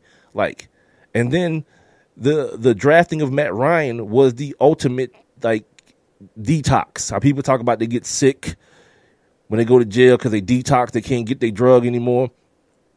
That's what kind of he described, a pit feeling in his stomach, feeling like he physically got punched in the stomach and those type of things. Like, yeah, my man, real talk, man. I think Atlanta, and I'm not saying don't, you know, that can't still be your man. That's your thing. I'm not really about the man worship thing, but I understand the fandom that goes on. But I think that there's a fairness, and I very rarely use that word. There's a fairness that should come. An appreciation, more of an appreciation, because Matt Ryan won't have this year next year. Understand that. He won't have, this is a special year. So when he doesn't have this year next year, and he throws, let's say, double-digit picks, 10, 12 picks next year, has an average season, not an average NFL season, but what has now become an average season for him, you can't go back to, oh, he's a bum, he sucks, oh, Matt Ryan, get Matt Ryan ass out of here. Because there's people who are waiting on that. Believe me when I say that. We'll have this conversation again next year, and you'll see what I'm saying. There are people who will say that. You let Matt Ryan and the Falcons have the season that the Carolina Panthers had this year, next year. Win, lose, or draw, whether they win the Super Bowl or not. They come back next year, and they have one of those type of seasons, because let's say the Denver Broncos type season. They won it, and look at them. They sat at home during the postseason. You let that happen, and you watch how much amnesia run across the city of Atlanta as it relates to how good the dude wearing number 2 is. It's the One Mic with Big Mike show. I thought I was going to be able to wrap up the show this weekend, but see, here comes Mark Cooper, man, and, I miss him so much, we had to start talking Falcons again. So I'm going to take a break, come back. I want to talk about this Baylor situation real quick, and then I'll wrap it up, as well as, well, not just the Baylor situation. I want to talk about Baylor. I want to talk about Josh Brown, as well as what I saw today on Outside the Lines, this situation as it pertains to athletes and activism. So we'll do it next. It's the One Mic with Big Mike show here on, no apologies necessary, homie. One Mic with Big Mike show here on Spreaker.com. I'm also on the Spreaker app. Sign up for your free Spreaker account so you can win this brand new 2016 conference championship t-shirt, this Atlanta Falcons situation. I don't really have a need for it. If nobody wins it, I'll keep it and maybe get one of the Falcons friends of the show to sign it, and then maybe like auction it off, and then give it to a charity or something, because I really want to start doing some more charitable things with my show. So if nobody wins it, it becomes a win for somebody. I'll be back. I have one question for you.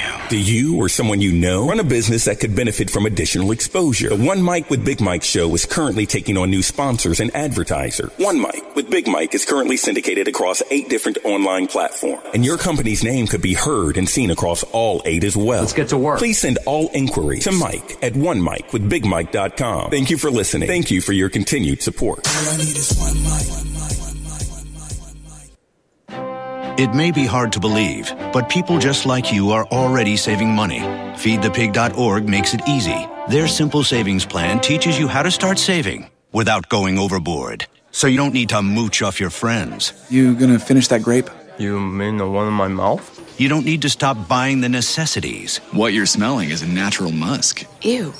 You don't need to be a medical test subject. How do you feel? Mostly okay. Sometimes, though. You don't need to get a second job as a stuntman. We need a new stuntman. Let's break for lunch. You just need an internet connection. Don't get left behind. Start your personal savings plan with the tips and tools on feedthepig.org. That way, you don't need to sell your soul to the devil. $15 is the best I can do. All right, deal. Brought to you by the American Institute of CPAs and the Ad Council. And now back to One Mic with Big Mike. And here we go.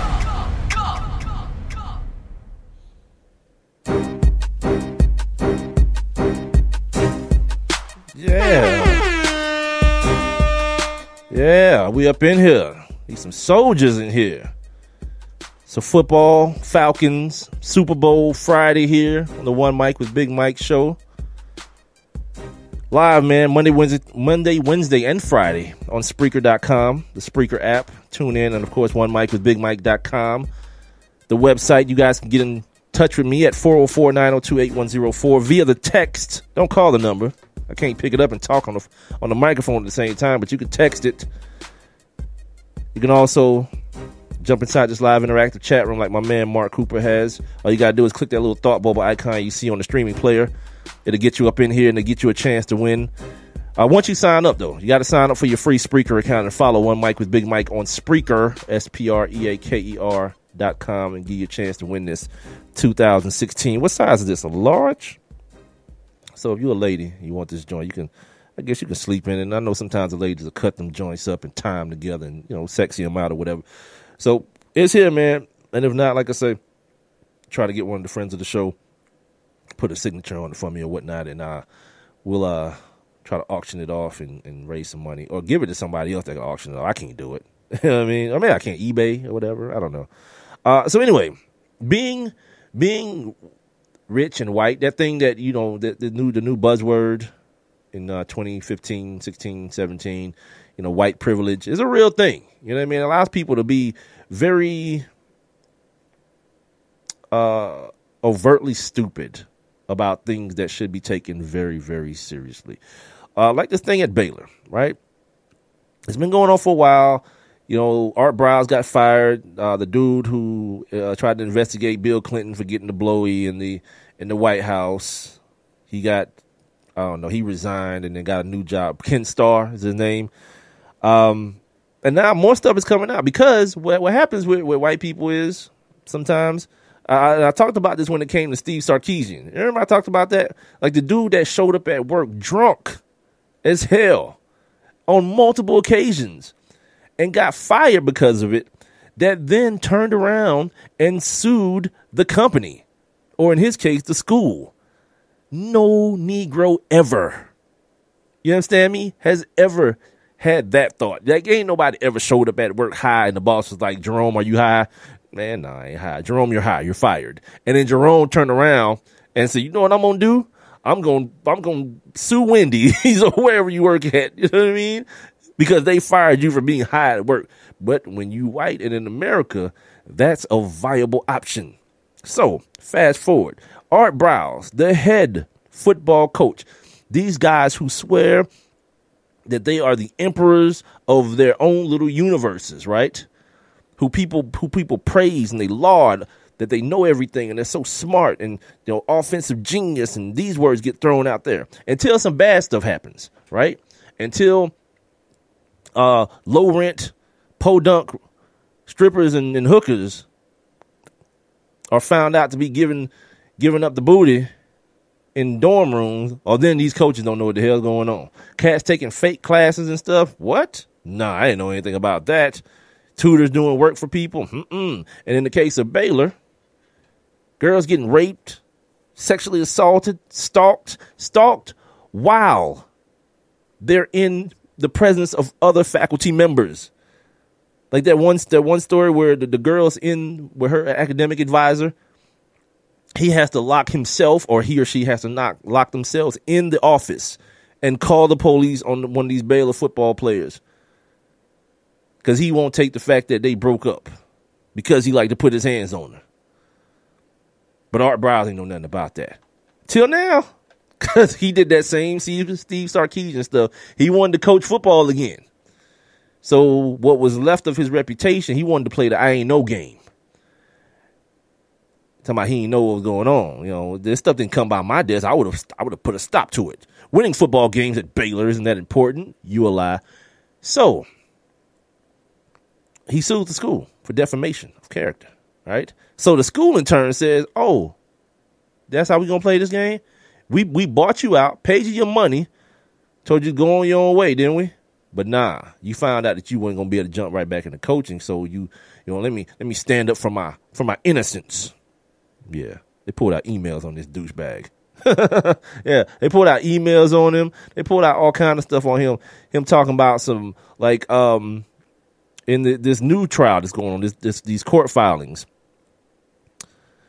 This girl reports that she had been, or I guess the volleyball coach. Right. The women's coach went to Briles and showed him a list of players the victim had identified that had assaulted her. This dude says, and this is a quote from the filing, these are some bad dudes. Why was she around those guys? Like, that's the point, my man. You know what I mean? First of all, if you talk about some bad dudes, you recruited them, first of all, to come play football for your school. And second of all, who gives a damn what your assessment of their personalities are? If this woman says she got raped by him, yeah, I'm telling y'all, and I've been saying this for months, and I've been saying it and whenever I can get it out of my mouth, this country, and if you see what's going on in Washington, it tell you all you need to know, it hates women in the world. The world hates women, man. You know what I mean? For something like this, just be like, all right, let's carry on. Let's keep playing football. During the break, my man Coop said Baylor should have got the death penalty. They damn sure should have.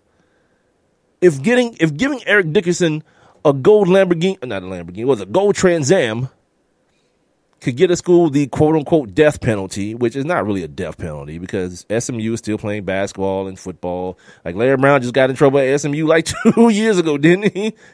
In basketball for some sort of academic whatever foolery.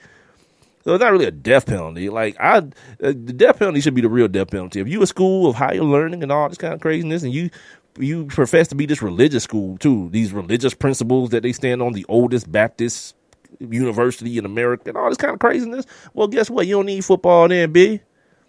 Just teach and stop letting people rape women on the campus. Let's get those two things straight before you try to do extracurricular stuff.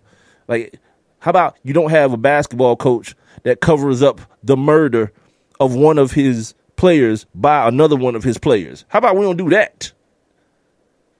Nah, that's too easy. You know what I mean?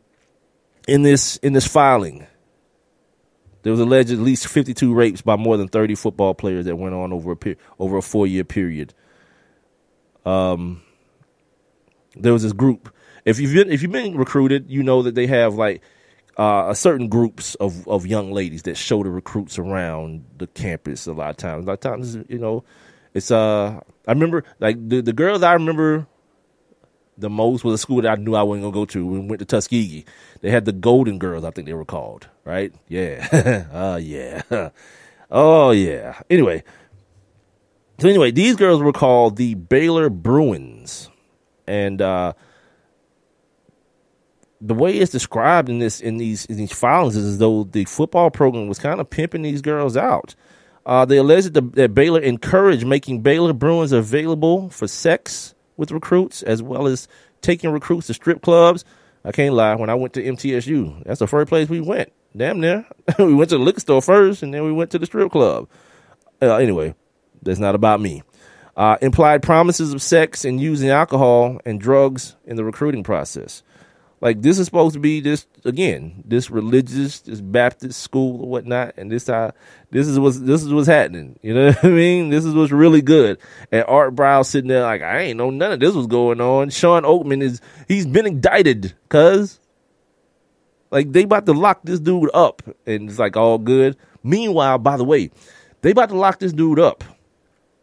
And last year, when all this stuff, free Art Briles and all this crazy, stupid stuff, these kids was floating. Not just the kids, the coaches was too. Because, by the way, yeah, his son was still on the coaching staff. His son is named in these new allegations as well. I think his son just got a new job at maybe at Florida Atlantic.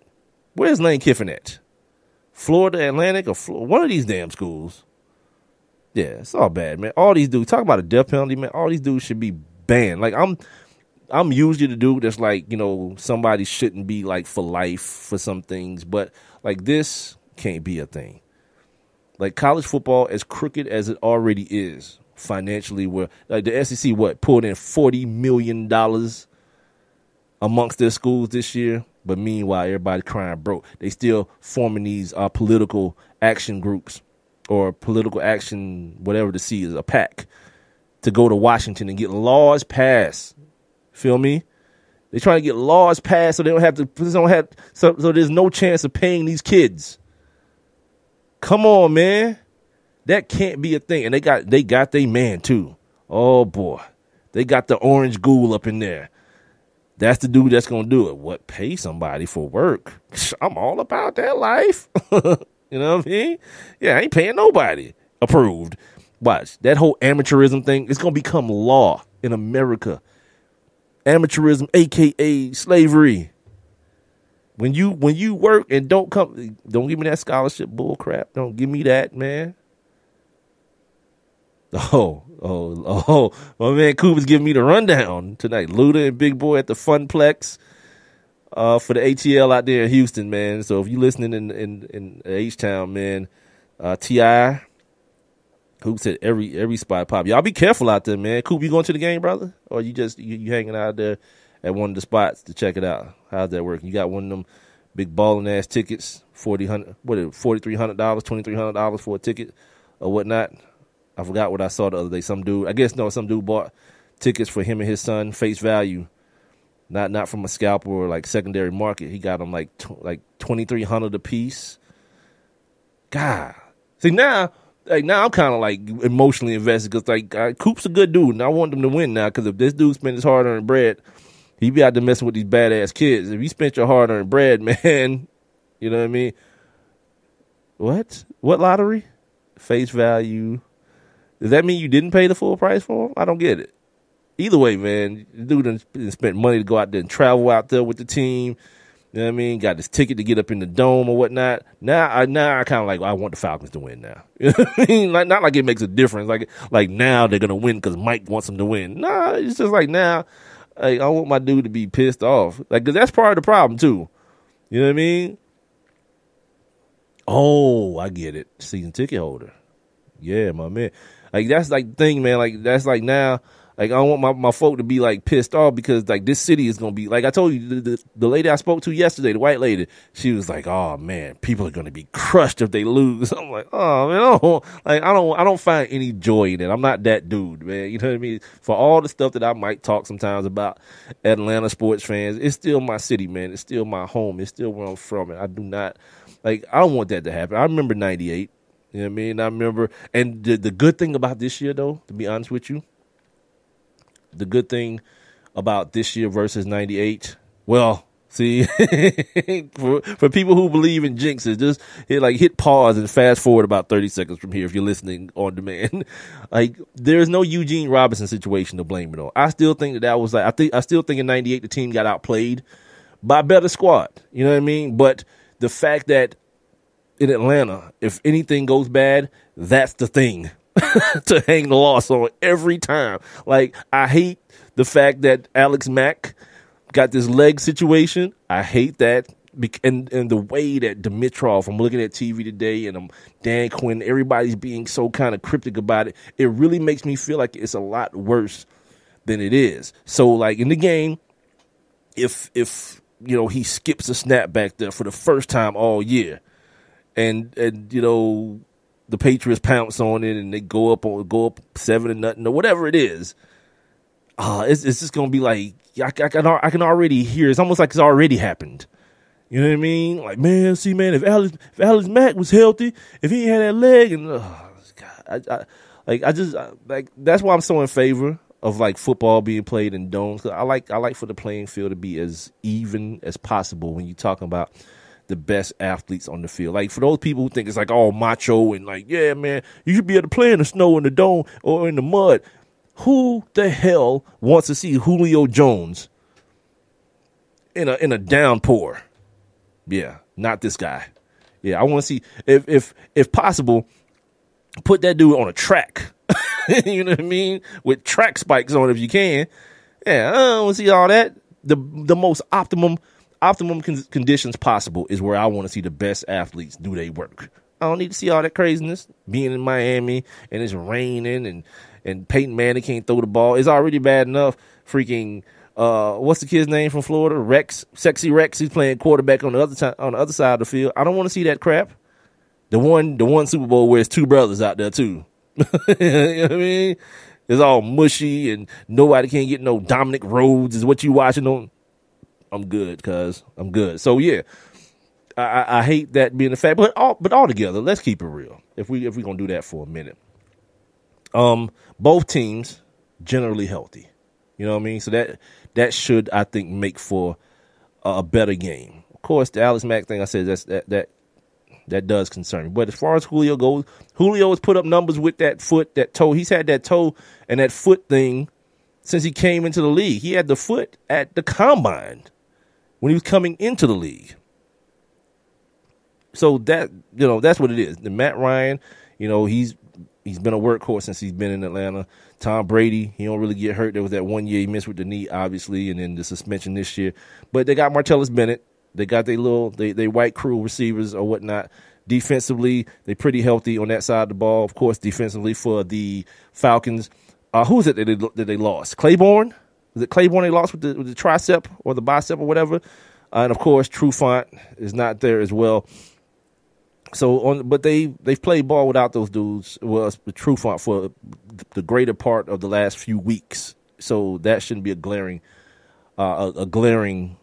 absence. The absence that may hurt him is that depth, like I was talking about in the first segment. That depth in the middle of the offensive line, not being able to get that push on Brady, because you don't really that outside pass rush. Brady don't care. What are you gonna do? He's gonna take 3 steps and throw the out or the crosses or something like that to the tight end, the Welker, or one of them little white boys, and let them do the rest of the work. You know, he don't need all that life. He don't need to be all deep and 7-step drops in the pocket and all that like Cam Newton was doing last year. He don't need all that life. You need pressure up in his face. That's why when they lost to the Giants, they had that NASCAR package. I said practice. NASCAR package. You're talking about guys like O.C. Umenyiora and Michael Strahan and Matthias Kiwanuka and who was Justin Tuck. They put all 4 of them dudes in the game at the same time. You getting crazy pressure from the middle of the football field, and it caused, like, there was that intentional grounding early in the game that threw things off. They was hitting them, got them low a couple times, messed that knee up. You found out that knee went right after the game was over with. So those are the things that, you know, throughout his career has affected him. And the problem with the Falcons is they don't really have that. You know what I mean? And blitzing Tom Brady ain't really something that you want to really abide by. You don't want to really live by that situation, because then it's going to get real crazy with the catch and run, you know, guys out the back. For that kid, what's that kid that got playing running back? Not James White, the other one. Not the Garrett Blunt. What's that damn kid's name? He's fast as hell. That's going to be another problem. So, yeah, I'm just ready for the game to get here. You know what I mean? Because then, you know, it's officially basketball season. Let me give you guys the update on the hashtag, put it on the poll questions before I get out of here for the day as well, because one of them is pertaining to the basketball game, or the All-Star game. Excuse me. Hashtag put it on the poll, by the way, is brought to us by sportsnewsandbrews.com. Make sure you go to sportsnewsandbrews.com and check out the piece the homie wrote on Mike Vick. Thank you, Mike Vick, by the homie Rob Calloway. 100% of you guys still, guys and girls still, would prefer the dunk contest over the three-point shootout. I'm still a three-point shootout guy. I'm gonna give you guys the names in a second. Maybe you'll change your opinion then. Monday after the Super Bowl, I'm the fill in the blank, I guess, is calling out from work. 0%. 100% people say they're going to work as usual. That's win or loss. Big up to y'all, man, because, like, you're looking at a 50-50 proposition here. Like, if you're a Falcons fan, and I'll never forget my homie, the homie Matt said one time, the Falcons lost, he was like, nah, I got to go to work and be humble. So, yeah, a lot of you people are just ready to go to work. If they lose, then I guess be humble, which is always weird to me. The Falcons fans did it last year. You know, the Panthers lost, and it was like, you know, ha. But that was only their second loss all year, and it was in the Super Bowl. Like, how? Like, I don't know. Like, how can you really be that petty then? You know what I mean? That team was one of the last 2 teams. Like, somebody had to lose. But I guess it's all in the, you know, in the life and time of being a fan, I guess. You know what I mean? If you're the team that you beat in the regular season loses, or that's in your division loses, you get to pick fun at them or whatnot. There was one last thing I wanted to mention before I got up out of here. I'm not gonna mess with this whole thing about. Actually, I am, because I have time.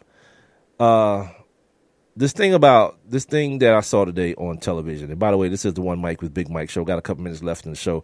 Appreciate you guys for joining me here on this Falcons Friday, this Super Bowl Friday. Also, too, before I forget, shout out to Tim Hardaway Jr. last night. Y'all was watching that XFL situation. I ain't see it. I'm going to watch it probably this weekend. Y'all was watching that. I was watching the Hawks game. That kid, Tim Hardaway Jr., was on some real stuff. He, like, summoned the ghost of his dad. Well, his dad ain't dead, but, like, you know, he summoned some of that DNA, that Hardaway DNA, and went out there and showed out against the Rockets last night, man. On the road, too. Come back. I think the Rockets was up like 20 points with 8 minutes to go. And Tim Hardaway Jr. got real stupid. Oh, that's what it was. I said I was going to tell you guys who's participating in the All-Star weekend. Eric Gordon, this is the three-point shooting contest. Eric Gordon shooting 38% from 3. Kyrie Irving shooting 39, damn near 40% from 3. Kyle Lowry, kid out of Toronto, shooting 42%, 42.7. Wes Matthews, former Blazer, now Maverick. They suck. Well, I mean, I guess they're doing better. They're shooting 38%. He's shooting 38%. CJ McCollum, he's now a Blazer, shooting 42%. Klay Thompson, my favorite, to win it, 40%. Kemba, out of Charlotte, Kemba Walker, UConn's finest, shooting 40%. He's in it. And I didn't even see this earlier till just now. Oh, freaking Swaggy P. Swaggy P is in the freaking 3-point contest. Oh, gosh. And then the dunk contest. I don't even know what the hell to say about this. DeAndre Jordan is in the dunk contest, ladies and gentlemen. All 7'1" of DeAndre, big, goofy, cartoon face ass, is in the dunk contest. Aaron Gordon is back, of course, the prominent favorite to win this thing. This kid from Phoenix, Derek Jones, can't tell you I know who he is, and the big dogs, baby, Glenn Robinson III is in this situation as well. Real quick before I go, there was a roundtable discussion of sorts about activism in the world of sports on Outside the Lines today, and Jim Brown was there, and T.I. was there, and what's the other kid's name? Malcolm Jennings and Nate Boyer was there. And it was real stupid because they started talking about the Kaepernick situation, and Jim Brown and all his damn CTE start opening his mouth. Because you remember at the beginning, he was like, I'm 1,000% behind him. And now all of a sudden he's like, yeah, all that stuff is for the media. He needs to be more about unity. Shut your old ass up, dog. Did this dude even remember what was going on at the time? Like, cats was getting murdered in the street by the police. What kind of unity you looking for, cuz? See, that's that old I'm down with Trump type stuff. Like, miss me with all that unity stuff. Then, Malcolm Jennings is talking about how, they didn't want to do that because, people's feelings and all that. So we going to raise a fist. Once again, bastardizing something. You ain't think of it. Or just don't do nothing, pimp. Because all you doing is placating to the people who feel like they have the power over someone else to stop them from being, to dictate to someone how to be angry about something. And there's this kid, Nate Boyer. Everybody's favorite long snapper because he was a Green Beret or a whatever those people, the upper ranks in the military. A couple of months ago, he was talking about how Colin Kaepernick, at this point, he believes it was just a publicity stunt. Got on TV today talking about, like, trying to speak for this dude, talking about, yeah, he's just playing the back right now, laying low. That's why he's not doing no interviews. He wasn't doing interviews during the season. Those were press conferences that the NFL makes him do. You guys remember me telling you what that man was doing? Building medical centers for those folks. Helping build a medical center for those folks out there in Standing Rock that's trying to fight for their land and for their water and stuff. Giving away all his Jordans to the homeless. That's not being quiet just because he ain't in the media broadcasting, teaching kids their rights, little black kids their rights, so they know how to act, so they know what the police can and cannot do when they pull them over. That's not being quiet just because you don't know about it, white boy. Like that. This is why, like at the very beginning, I said, this dude, I hate the fact that he's even kneeling, that he's even compromising, because people don't understand compromise. They look at it as you're forfeiting, you're giving in. T.I.'s on there talking about some, well, I mean, I just look at taking a knee. It's like showing solidarity for your fallen brethren, for a fallen soldier, because it's like we're in a war. We're in a war with law enforcement. No, it's not a war. Because, see, in wars, there are two sides. And both sides usually have a chance of winning, or some semblance of a chance of winning. You don't win, B, when you get murdered in front of your woman and your baby and the person who does it goes home. There's no chance of winning. It's not a war. It's murder, plain and simple. Because in war, killing is acceptable in war. So to call it that is ridiculous. And again, it's just even more bastardization. That man clearly stated why he wasn't standing for that damn song. It ain't had nothing to do with no fallen soldiers. It ain't had nothing to do with no team solidarity. It was because this country don't show no love for black people and has never had no love for black people. Period. And of course, I'm paraphrasing. But it ain't had nothing to do with none of that other stuff that people's talking about, man, making people feel comfortable. Like, if you want to be a fool that thinks that this flag got anything to do with troops or freedom and all that, fine, have it. But it don't. And for other people who look like him, who share the same concerns as him, to continue to bastardize something that he started, it's just wrong and stupid, man. I can't put it no other way. It's wrong and it's stupid. And if that's what you want to do because you're afraid of offending somebody, because that's all Jim Brown was doing, man. He was just kissing this boy's ass. Bob would ask him, like, Jim, hey, what's your middle name? Well, see, Bob, I want to go back to this thing about the soldiers, man, because those people really sacrifice. And shut your dumb ass. Yeah, just go somewhere, man. Fade away, my man. Your time is coming, it's going. Much like my time is coming, it's going. That's the music. Friday is over. On Monday, I'm going to come back. My man Ben Troop is going to join me. I also got some other stuff in the works as far as these athletes, these NFL prospects, got that working. And I got it's big for me. I don't know how big it's going to be for y'all, but it's a big get for me coming up on Wednesday's show, the Hump Day edition of One Mic with Big Mike. Until then, man, I ain't tell y'all the question. Tell me how many interceptions Matt Ryan had in his Boston College career. Send them to me at One Mic with Big Mike on Twitter. How many interceptions did Matt Ryan have in his Boston College career? And I'll send you out this 2016 conference championship T-shirt. I'll just put the names in a hat and pull them. And whoever name I pull, I'll instant message you or whatever. It's the One Mic with Big Mike show. I'll be back on Monday, man. You guys be safe over the weekend. Enjoy the Super Bowl. Enjoy your weekend and holla at your boy, man.